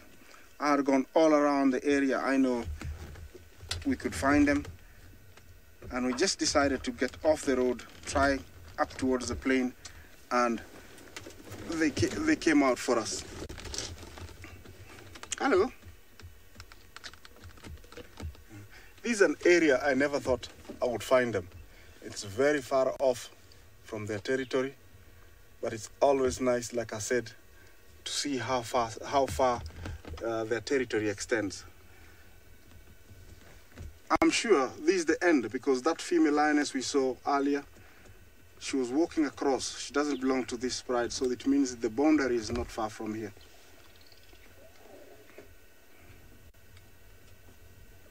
You can tell that that's a very big buffalo for the little guy to disappear behind the ribcage. Yeah. Well, we'll take you back to James, who's got some jackals, and we'll stake this point and see what's happening.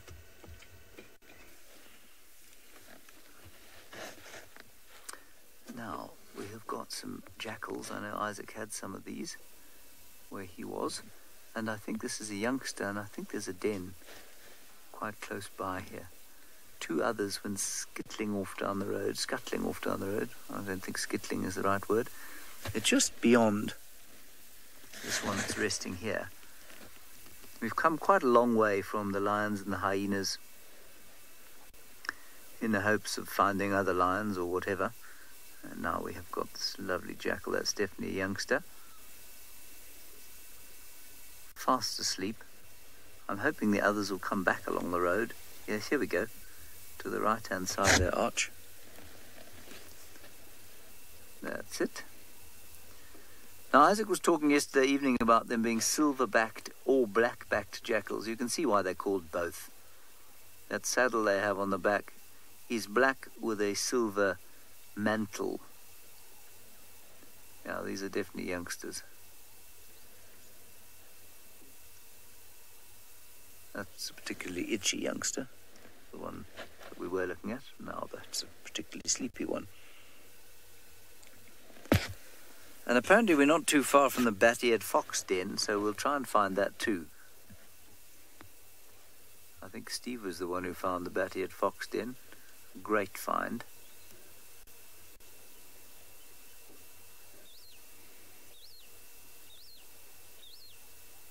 Gorgeous morning now.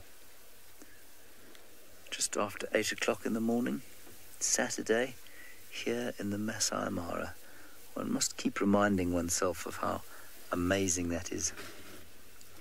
Ray, you say beautiful backlighting. Yes, Archie is a backlighting specialist, aren't you, Archie? He's a bit of a light snob, is our Archie, as we found out this morning. It is nice to see how the light comes off their fur when they are backlit.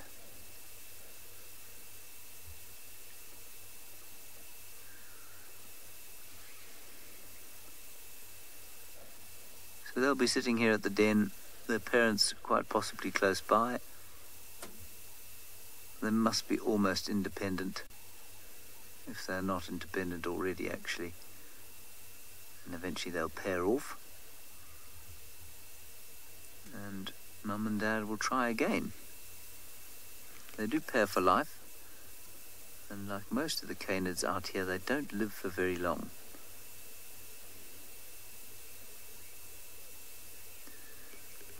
Many of you saying, please find the bat-eared fox den. I will do my level best. I'm not entirely sure where it is, but Archie says it's quite close by here. I'm sure he'll be able to get us there. Won't you, Archie? Bit of silence from the back. I might have to see if I can retrieve the pin that Steve gave us a while back. And the other thing I wanted to say about these is that the youngsters, of course, will often stay for a year and help to raise the next litter before they go off and find their own partners. And that's quite common in the canids as well. Often wild dogs would do the same before they disperse.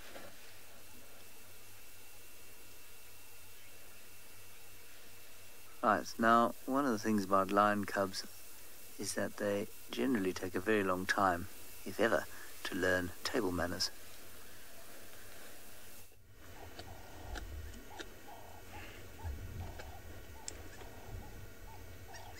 The one standing, looking to the right, feeding, that is Kinky Tail. She is the mother of the rest of all the pride. You can tell by her tail, we know her very well. She's the oldest, and she's expecting, sure, she hasn't given birth. Her and one of her daughters are due any time, and that's why we're sticking out the area we went this morning. That's the inside of the spare ribs left. Looks like she's pulling it much more inside into the bushes where it's cooler and where it can be less detected. The calves are enjoying themselves, and this is the best time to gain weight. Lions will continuously feed. If there's something to feed on, they will accumulate, fat. So in lean times, this will help them to keep going for about 5 to 10 days. You can tell that little guy that he's a male. So we know now that Limpy's cub is a male. not very fortunate to be born alone, but it's going to be interesting to see what happens in the next coming years. Look at that belly of, I think that's kinky tail facing away. Look at the belly, how big it is. A combination of a few kilos of meat and cubs.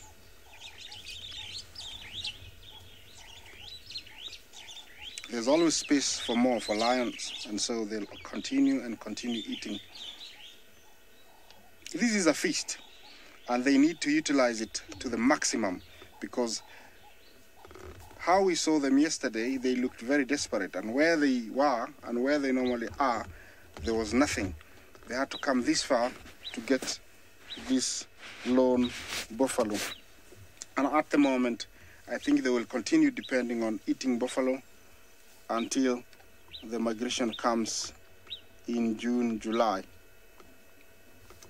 It's not easy having a territory where there is no smaller game, because you have to be an expert in bringing down bigger species or grazers like giraffe, hippo, and buffalo. And in this case, the only remaining source of sustainability is buffalo.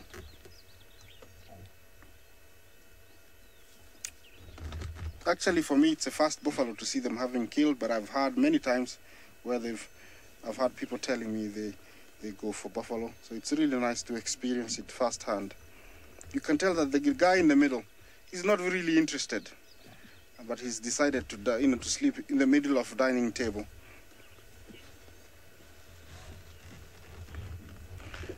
Hey, Shannon. Thank you for joining me. You asked me if they eat certain organs of the intestines. They eat everything depending on their situation. I've seen lions after killing going for the lung, the heart, the intestines. They eat everything, but it depends. If they've been eating well previously, then they'll just go for whatever they think is a delicacy according to what they've killed. I've seen them going for the tummy first. I've seen them going for the lungs, the diaphragm. So it depends, but they do eat everything in the stomach. They only remove what has been eaten by that animal. For example, right here, Mbunge will have to show you this later, but we can see all the leftovers from the buffalo's tummy. You see over here, that is the leftovers. Yeah. All the grass that was in the rumen, reticulum, omasum, and obasum, this is all that is left. They eat everything else. They won't stay very far from the kill because they know that it's still got lots.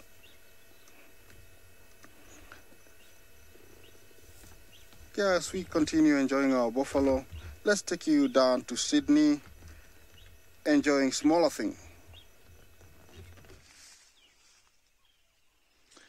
I am right here behind this very big marula tree, and there's something interesting here. A lot of marulas by this time of the year, they've already got fruits. Some of these trees are females, some are males, and females is the one who bears the fruits. So I saw this. A lot of marulas are still now preparing in order to give us quite a lot of marula juice. I can see that my camera operator got stuck here by the branch from one of the trees. Okay, so here I want to show you there is a very nice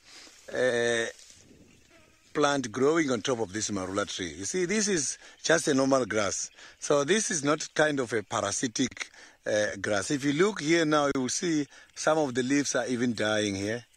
And by this time of the year, the grasses, the leaves is when they are very much green. These ones, the leaves are not green at all. You can see they're turning and changing. Some are yellow at the moment. Why? Because this is not part of the parasitic plants.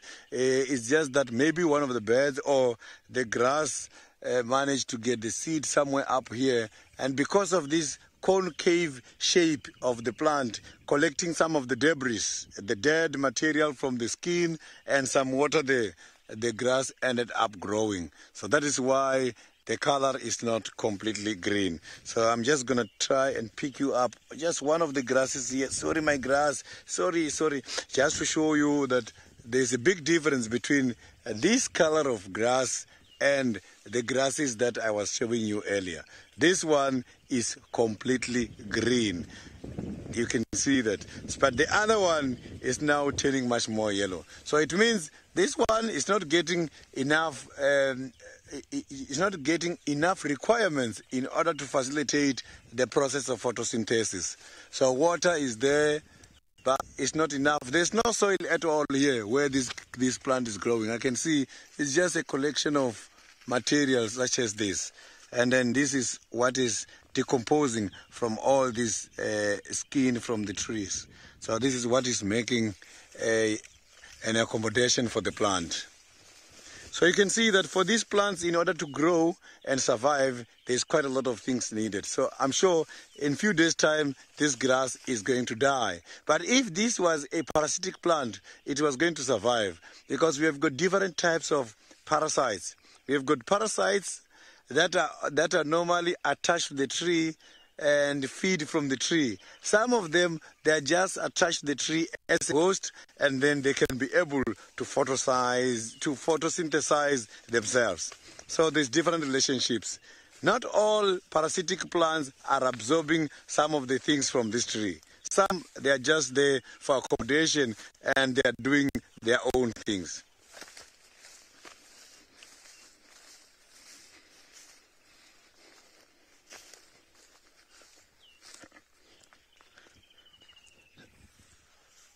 So now let's quickly cross over to James, who is driving around the Masai Mara.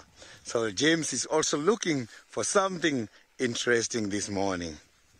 We have come past the old bat-eared fox den, and I'm afraid there were no bat-eared foxes there. So I'm going to turn around and go back up a little bit to, I think, where the first site was. They did move, hey, Arch? At one stage. Anyway, let's see if we can go back that way. Unfortunately, they seem to have moved on. It's a long while since they were in the den, and I suppose, like most canids, they'll stay there after they've weaned. But I don't know that for sure. I know very little about bat-eared foxes.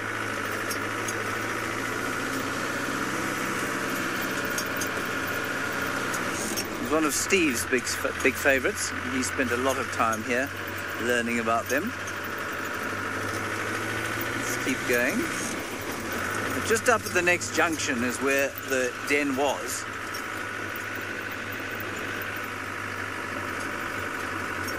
I'm sorry, Indigo Girl, the volume of this tremendously irritating engine is precluding my hearing you. Let's try that once more. Ah, you said the old bats aren't there. No, indeed, the old bats seem to be absent. Indigo Girl.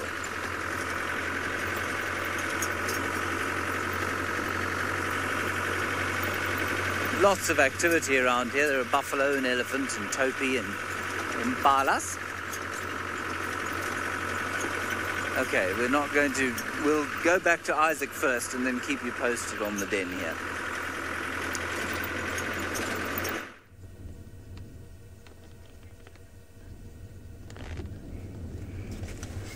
Not far from the lions is the sanitary crew. Here we have the largest of them, the lappet-faced vulture, and to the right, the smallest of them, the hooded vulture. It's really nice to see them both, because that is the largest and that is the smallest. The lappet-faced pair for life, so the other one is not as very far. He's to the right, and then the two to the left. Over there we have the African white-backed. All of them are waiting for the lions to leave, which I think might take a little bit longer.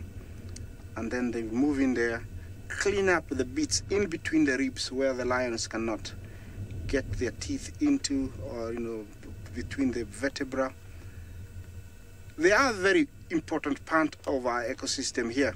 Without them, the plains will be littered with carcasses, disease will spread and kill most of the animals we see. So actually, they are ugly, but with a purpose. Without them, it will be very, very different. This is one of my favorite vultures. Look at him. That beak is able to open up some of the thickest skins, like zebra, wildebeest. In the migrating season, he is the butcher. When those wildebeest die of old age, thirst, and other natural causes, and other vultures find them and they cannot open, they usually look around hoping for this guy to come so he can open up the carcass for them.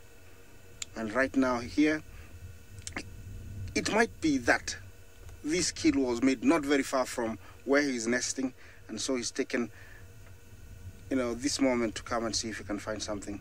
Where they are, there is nothing. The kill is a bit away, but they are hoping the lions will leave. So they're just waiting out over here. Look at him. He is drying his wings. Maybe during the night they got a little bit wet, so he's hoping, to dry them completely. So taking off and flying takes least effort.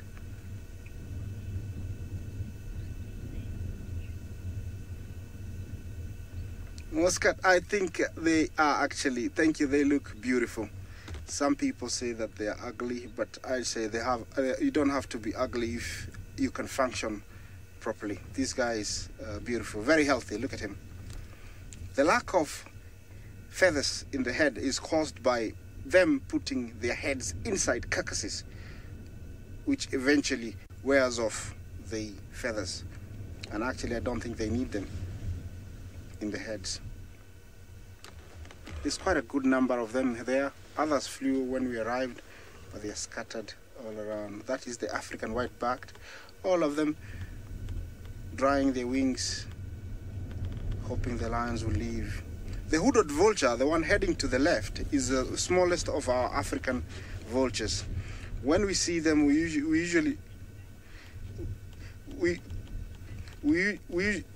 know that there is a carcass when we see the little guy, and as we wait for them to see if the lions will disappear so they can go there, we'll link you back to James. Hopefully he's found you the bat-eared foxes he was looking for. Well, we are sitting with some impala. We have failed to find any bat-eared foxes. We went to both dens. They've obviously moved on. So this chap's got himself a little harem with his impressive horns. Now, I used to say that these chaps were bigger than the impala of the Sabi Sant. I no longer believe that to be true. They definitely have bigger horns, though. But otherwise, I think they're a very similar size. And it would appear that their breeding here is not nearly as seasonal as it is in South Africa. And you can see that it's certainly, if there is a seasonality to it, there will be some seasonality to it, but you can see it's very different from the seasonality in South Africa, because these chaps would, or these ewes would certainly have lambs if it was the same as it is in South Africa. Now, the fact that they are a ram with his harem tells me that they're probably about to breed, about to mate. He's got himself quite a harem, this fellow. No competition from other rams.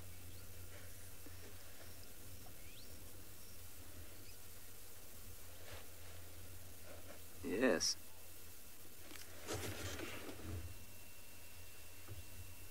Look at the buffalo going ball behind us.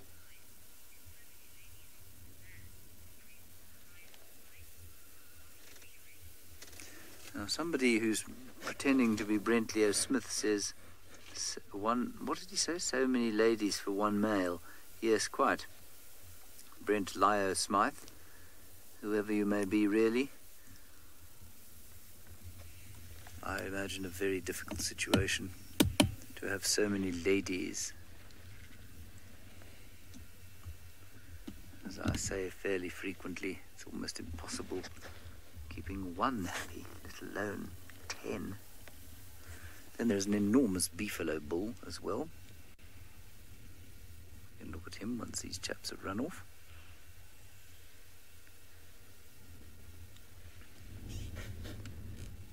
A very solid piece of meat, that fellow. Totally peacefully grazing along. I imagine for him this kind of morning is wonderful. Lots of green grass, made it through the night, no lions in sight, and the temperature's just perfect. He'll look forward to going to find a nice mud wallow a little bit later where he can chew his cud. You can see he is definitely a fan of the mud wallow. Not a youngster by any stretch. You can see that from the gap between his horns. It is withered and worn from many head clashes and horn clashes with other buffalo.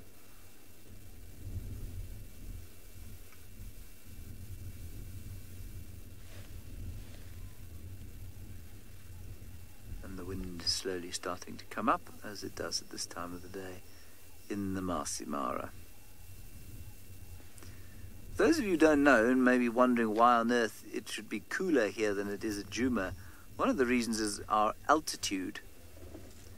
Where we're sitting now, we're almost a mile high. Maybe not quite that high, but almost.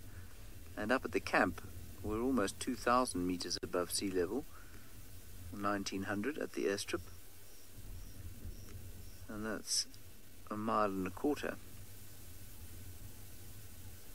So we do have a lot of elevation here, and that's why the temperature is relatively low most of the, well, not relatively low, but very comfortable most of the time. And also, because we're on the equator, just about, that's why it doesn't vary very much.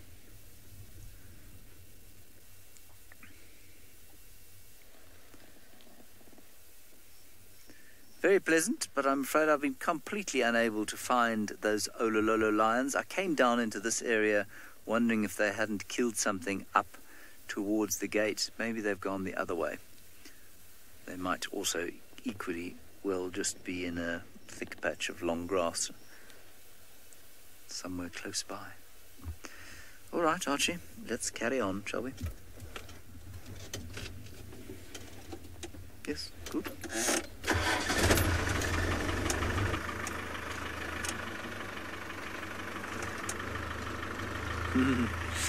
Kathleen, yes, you can attract birds with bird feeders in these wildlife areas. We don't do it, but you can.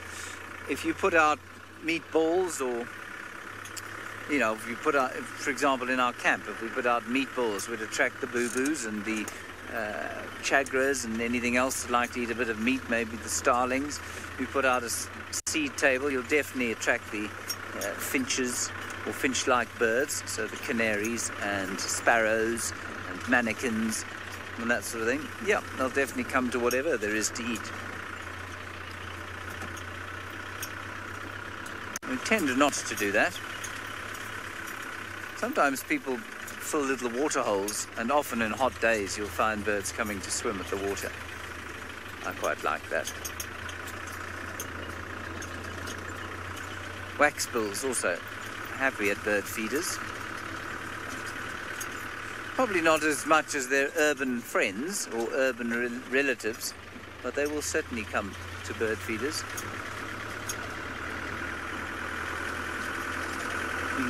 Lisa, you're wondering what a meatball is. Well, I've only known a meatball from my folks who put out meatballs every so often. My dad gets bone marrow from the butcher, or bone meal, sorry, not bone marrow, bone meal from the butcher, and he rolls it into balls and freezes them and then sticks them in this little bird feeder. And we get little Cape white eyes and boo-boos and orioles and what else? Robins sometimes, and they come and they take little bits of it off.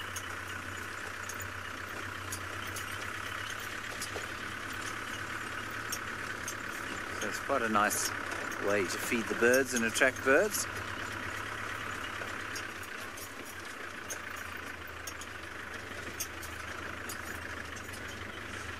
hasn't been so successful as the fruit stand that they've got. They've got a little fruit thing where they used to put the odd apple, but the apple would just go rotten.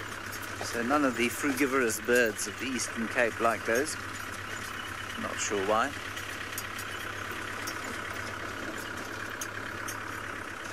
I don't know, I'm sure the purists would say that bird feeders are not a good idea, but I don't know, I think that the amount of space we've taken and therefore the amount of potential food for birds that we've removed makes the presence of bird feeders entirely justifiable, if not almost essential. Well, we seem to have run out of road here. No, there's the rest of it. It's just a pretty dodgy road. Oh. It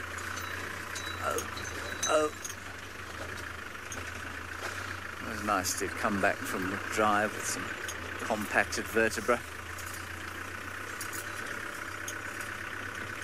Gives you a reason to stretch.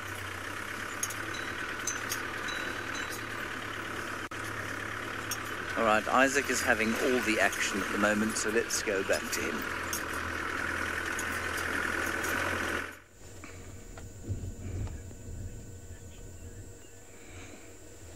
Here we have another member of the crew, sanitary crew. And these guys are no joke. When there is a job to be done, they do it. This is the famous spotted hyena. Very numerous in the Mara. They do very, very well. This looks like a male. They usually are much smaller. They have a less thicker neck and thicker body. And he's following one of the lionesses who went down this way. We tried to follow her, but we couldn't find her. They have very keen sense of smell, so I'm sure when he's walking that long grass like that, he's definitely, picking where that female has gone. And if we follow him, we might be able, to find the female. But I'm not really keen to find the female. I just want to get.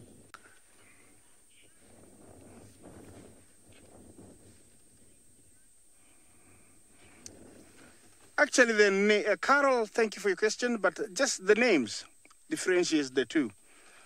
Maybe with behavior. The spotted, you can see the spots. The striped has got, it's just like a zebra, but it is a hyena. It's got stripes. And then it's much more nocturnal, the striped one. Unlike the hyena, the spotted, sometimes we see them during the day. Very quiet places like in Botswana. I have seen, striped hyena during the day, but over here they are strictly nocturnal. We never see them during the day. That's the main difference. It's actually the pattern of, or the coloration of their body. Let me try and get closer to him, because this morning I haven't seen any hyena closer than this one. All of them have been quite a distance away. They're all around this carcass that was killed by the lions. And they are waiting for the lions to get away so they can do their job. They are good at it. And nobody else can take it from them. He's decided to run now. So I think I'm gonna leave him to continue with the journey. Actually, I don't know where he's headed because he's heading the wrong direction. Maybe he's taking out that lioness thinking that she'll make a kill, and because she's alone, she can call for backup, and so they can take the kill off the female. Anyway, it's beautiful here. The sun is just risen. I had to, shed one layer. When we started, it was quite nice and chilly. It was about 16. Right now, I'd say it's about 18, 19 degrees Celsius, about 60 Fahrenheit. So it's nice and lovely. You can see all the trees in front of me, the balanites, the beautiful plains. I cannot complain. It's a beautiful morning. To my left is where we left the lions, and I'm gonna go around there, see what they've done. We've gone around, all around. There's nobody around here. So I think I'm gonna take you back to the lionesses and see what they are doing. Yes, and while I head out there. I'm going to link you back to Sydney and find out if he's found something on his bushwalk. I have just found something here which is very much interesting, and I don't know what exactly happened here, but I'm going to lead you to the evidence. Here, I found this dung beetle ball. You can see that this ball was not complete. A dung beetle was trying to construct here, but now you can see there that those dung beetles who feed under the ground are taking an advantage, and they are now feeding on this ball. But if you can follow me here, you will see that some of these insects that we normally see, oh, they are rearranging as this thing here. If you look right in here, there is a colony of ants, and this colony is busy trying to drag in a very big dung beetle. You can see the dead dung beetle is there, but because of the size and the legs, you can see that it's difficult for these insects to drag it deep in there, and they cannot manage to break it. So the exoskeleton or the chitin of these kind of animals are so very much hard. So I managed to find a dung beetle, but it's a dead dung beetle. I know you have requested to see the dung beetles, and so far this is the biggest dung beetle I have found. So you can see that the ants, they are just everywhere here. So ants can be able to drag something which is more than 20 times bigger than their, which is 20 times bigger than their body weight. So they are so very much powerful. So look here, can you see now that the legs of the dung beetles here underneath, where they're using in order to contract and to move around, you can see that this is beautiful. For the first time I'm seeing underneath the legs here, you can see that they've got more like toes. You see this 1, 2, 3, 4, 5. They're using all these things in order to grab every time they're walking on the ground, and when they're busy collecting the droppings, and when they're moving these balls from one place to the next. So I don't know how these ants are going to manage to open and eat here, because I know the ants don't eat solids at all. So they're only looking for the fluids. So they must open and eat what is inside. They're just, all of them are just walking, trying to get a chance, but I'm not seeing any of them having a chance here. Look at how shining these dung beetles are. Just that I cannot touch it at all, because otherwise I will disturb.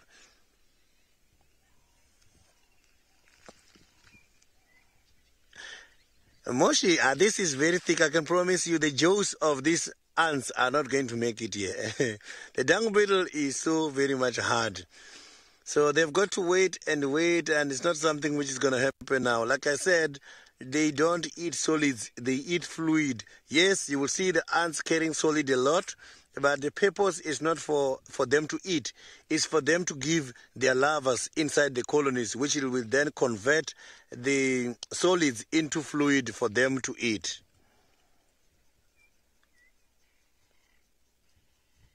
You know, this is something very interesting. So now I'm going to leave them. I don't want to disturb them much. They will strategize and see how they are going to open that dung beetle. But I can promise you, it's not something which is going to happen now. So dung beetle is so very much hard. And everything is just connected and sticked to the body. So now let's quickly go to the Masai Mara and see what James is doing at the moment.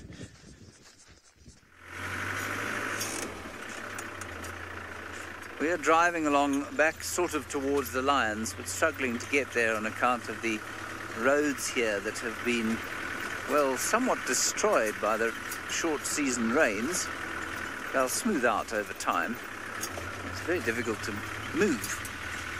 We haven't seen anything else of a particular note, I'm afraid. A couple of birds, but nothing else. Hoping to get a glimpse of those lion cubs before the end of the drive. That's the general plan.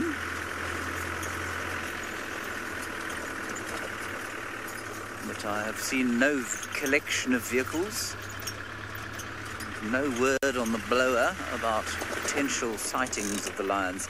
Let's look at that bird over there, shining like two white snowballs.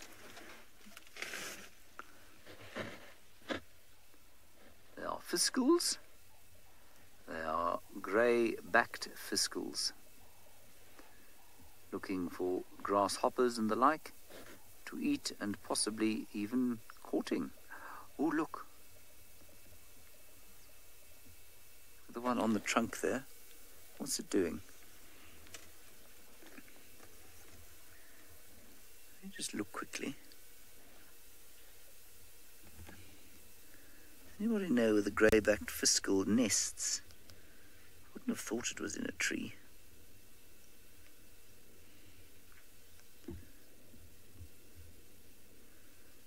Click-on, draw display, blah, blah, blah. Doesn't tell me, naturally. This is not the most superb app in the world. Maybe it's just foraging there. They are quite fun, aren't they? With their funny long tails. Again, male and female with long tails, which doesn't make a huge amount of sense. No one can really tell me why male and female should both have long tails. The common fiscal nests in a cup, in a grass cup, and so I suspect they do too. We've also got some elephants running there. Look at that, Arch. A whole herd running in a line.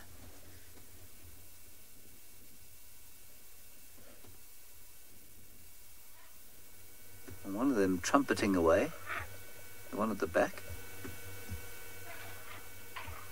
Oh, very odd. Tiny little one in front.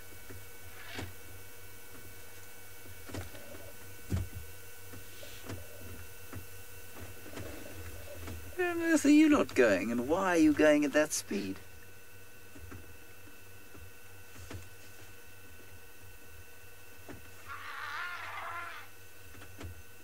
If there was a big bull behind, I'd understand it. I wonder if there isn't a predator there. Kirsten says they're doing a park run. I'm not entirely sure what a park run is. I think there must have been a predator somewhere, and they're trying to get the babies away. They're now increasing speed.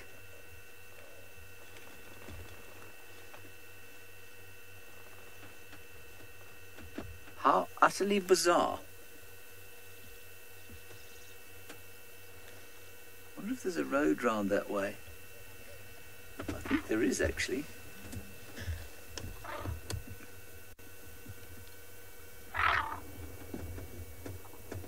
The big matriarch in the middle that's making the noise, I think.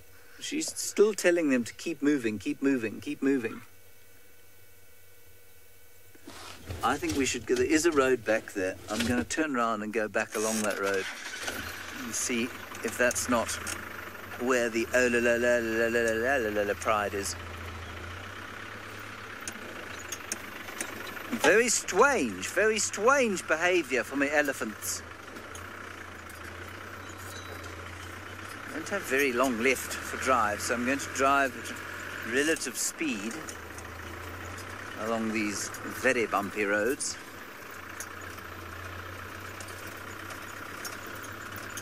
Yes, they do move fast. They move much faster than you or I could run. They move faster than Usain Bolt could run. Although I don't think Usain Bolt would agree with that. You can probably get up to between 45 and 50 kilometers an hour, so about 35 miles an hour. They've set off another herd in front of them. The other herd is now also heading into the bushes at quite some speed.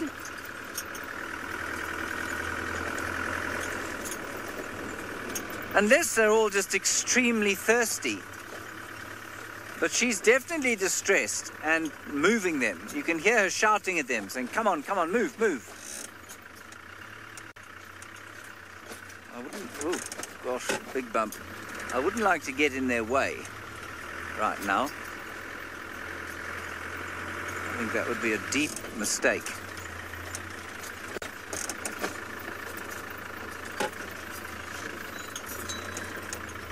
Kirby, you're wondering about a speed limit in the Mara. Yes, there is a speed limit in the Mara. I'm not sure for the animals. I think they can run as fast as they like. But for us on the main roads, yes, the speed limit is 50 kilometers an hour. On the big roads, it's about 35 miles. And, well, the speed is kept extremely low on all of the other tracks here, because if you drive fast, you're going to either lose your teeth or your passengers.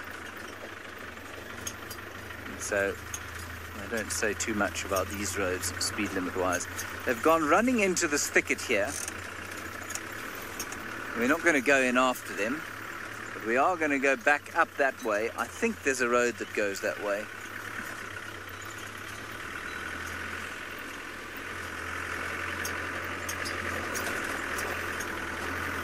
So she set off another small group. She set them off too, and they've all gone bucketing into this thicket. They came out of this area here to our left. There isn't a road directly on the path that they were running. In fact, this road doesn't look like it's turning around that way at all, which is deeply irritating.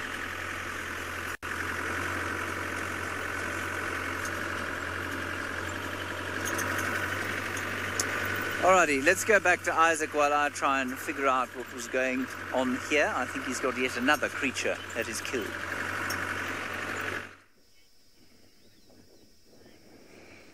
Aha, we found Mufasa, one of the big males of the sausage tree pride. I gave too much credit to the lionesses without thinking that this guy was around. We went around the bush and there he was, very close to this watering hole. Well, I don't know, back there you were discussing about speed limits in the Mara. Were you discussing speed limits for elephants or vehicles? I don't know. If it's vehicles, I think it's 40. If it's elephants, I think they have no speed limit. Anyway, I'm hoping this guy is gonna get up and walk towards where the females are, because that small forest in front there is where the females are feeding on that buffalo carcass. I think we are behind that bush. He's panting, so he has eaten definitely. And I'm thinking the other male is also not very far from here, but it's a great find. He's a massive male. Yeah, you can tell by his mane, his size.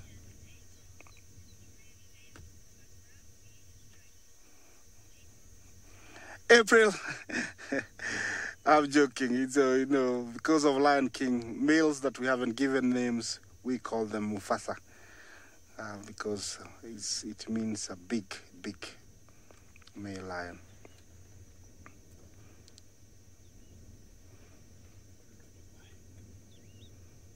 And these are the two males we call that belong to the sausage tree pride. He's one of the the largest. I would estimate he's around 10 years old at his prime. You see, when they're at this age,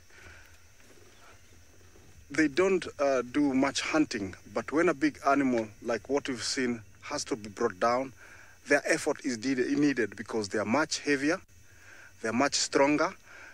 Just imagine two of them weighing around 500 kilos jumping on top of a buffalo. They can easily bring it down, so they don't need to use much effort. And this is where they play a very big role in a pride. Otherwise, all the other animals are easily killed by the females, but bigger ones like what we saw, they are needed. And once they've killed, they'll feed themselves, then go for about 5 to 7 days without eating. During those days, if something comes by, they won't ignore it. They are cats. They'll kill it and feed on it, accumulate fat. And, life goes on like that. Here, I think he came and had a little bit of water to his actually left is a bit of water. That's what I think he came to do. He drank and then decided to digest a little bit, maybe to go for another drink and then head out towards the females. It's a beautiful setting. I don't know if he knows that, but everything is available. There is cover, there is water, and he's got a big meal. Blump, back to sleep. this is what they do once they've eaten. 16 to 20 hours of a day sleeping. Well, some people would say they're lazy.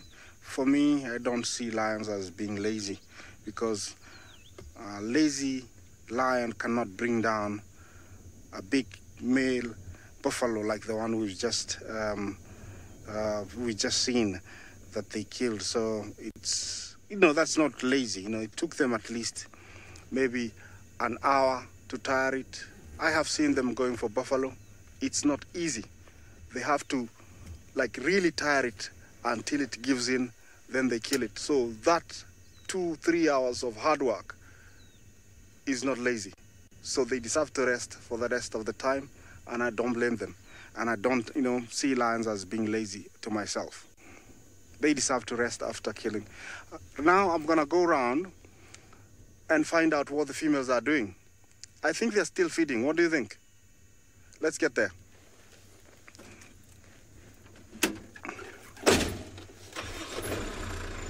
Hello?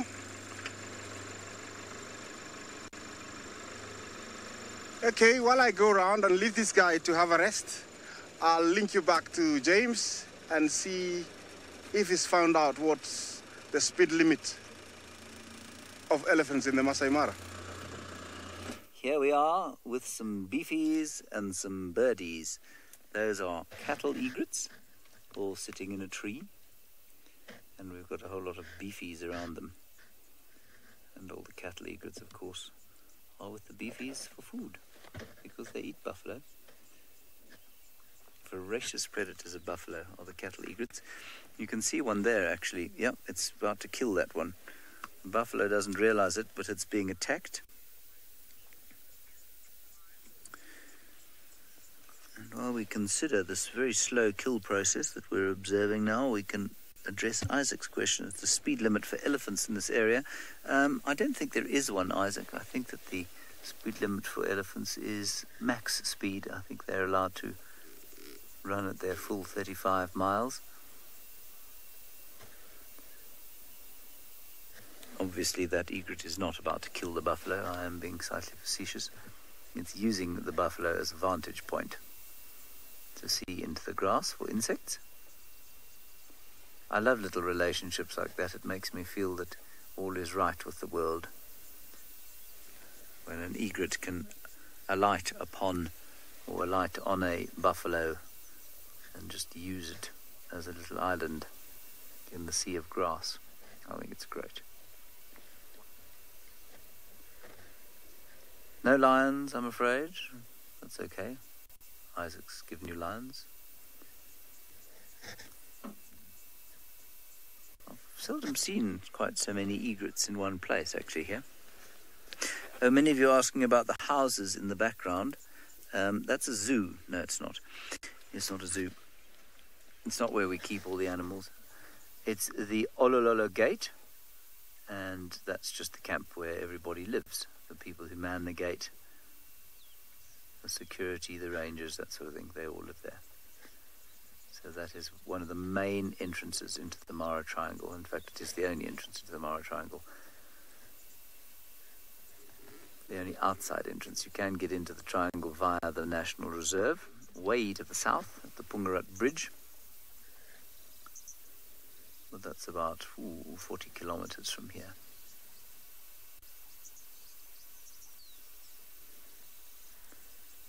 What a pretty peaceful scene. Far more peaceful than those charging elephants. I don't know what was wrong with them. Normally, of course, when you see elephants behaving like that, as I said, it's because there's a big musk bull around and none of the cows are in estrus, and the other cows want to get away from him and get their babies away from the big bull who's in must. But I didn't see any evidence of such a bull, so I don't know what got up their noses. That's a gardenia tree in the background with those beautiful flowers. Same one we get down south, I think. And there are some oxpeckers sitting on the top of it with the egret.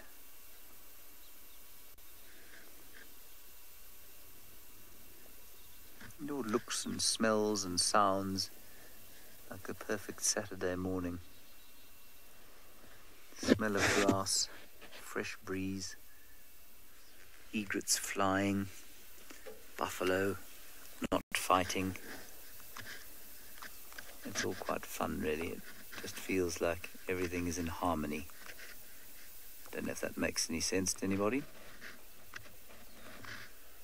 Perhaps I'm just waffling incoherent nonsense at you. I hope not. Kirsten, that's when you say, no, you're not waffling incoherent nonsense.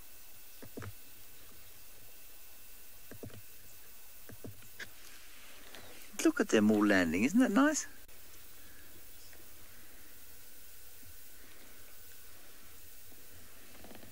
Beautiful.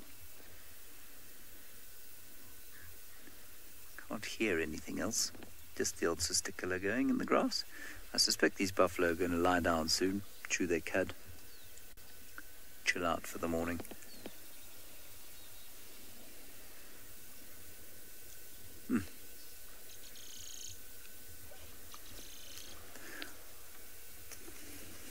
That one's already chewing some cud with his friend the egret. Her friend the egret. I suppose the only disadvantage of having an egret standing on you is that, well, I suppose you must get dung on your back from time to time. A bit of guano.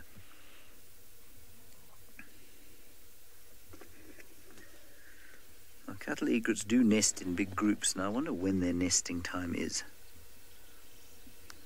I can check for South Africa, I can't check for here.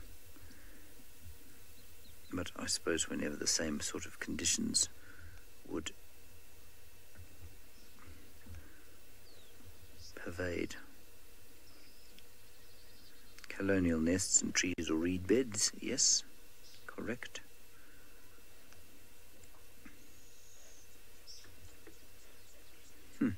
Sometimes there are hundreds to 10,000s of birds, of cattle egrets in one flock. 10,000 birds, that's quite something.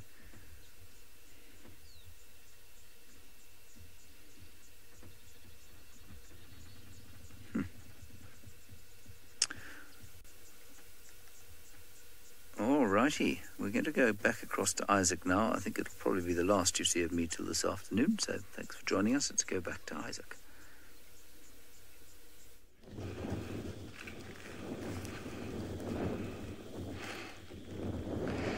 Yeah, here we came across some old elephant bones, and I've been trying to join them together. As you can see, this is the pelvis, very heavy. This is the pelvis of an elephant. This must have been and they are very old bones, because actually they are flaking, as you can see. These, I would say, maybe it's been dead 15 years ago. This is the sockets where the femur and tibia go, over here and here. They're all scattered everywhere. Over there, I can see the femur, and there's another tibia over there. These are things that we come across. I don't know what actually killed this elephant. He's a very big one by the size of the pelvis. In my village, this was a prized thing in the old days if we found, because if it was a smaller one, you could make a stool, then you put this one on top of the stool, and you have a lovely, lovely toilet seat. You see that? You line that. See, it's just a hole, you put it on the top of a stool, and you have a very decorated toilet seat. But I don't know what killed it, and it's too far. I would leave it there for somebody else to come and enjoy it, just like I have. Our lion is not very far. He's way back there, so I'm gonna go around and show you the females.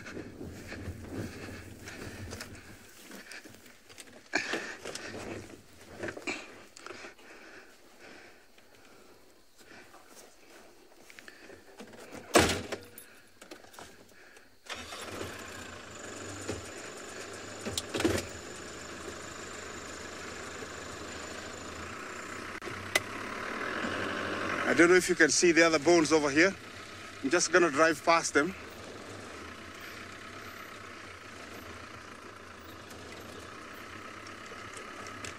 Here is the, I think the tibia. Huh?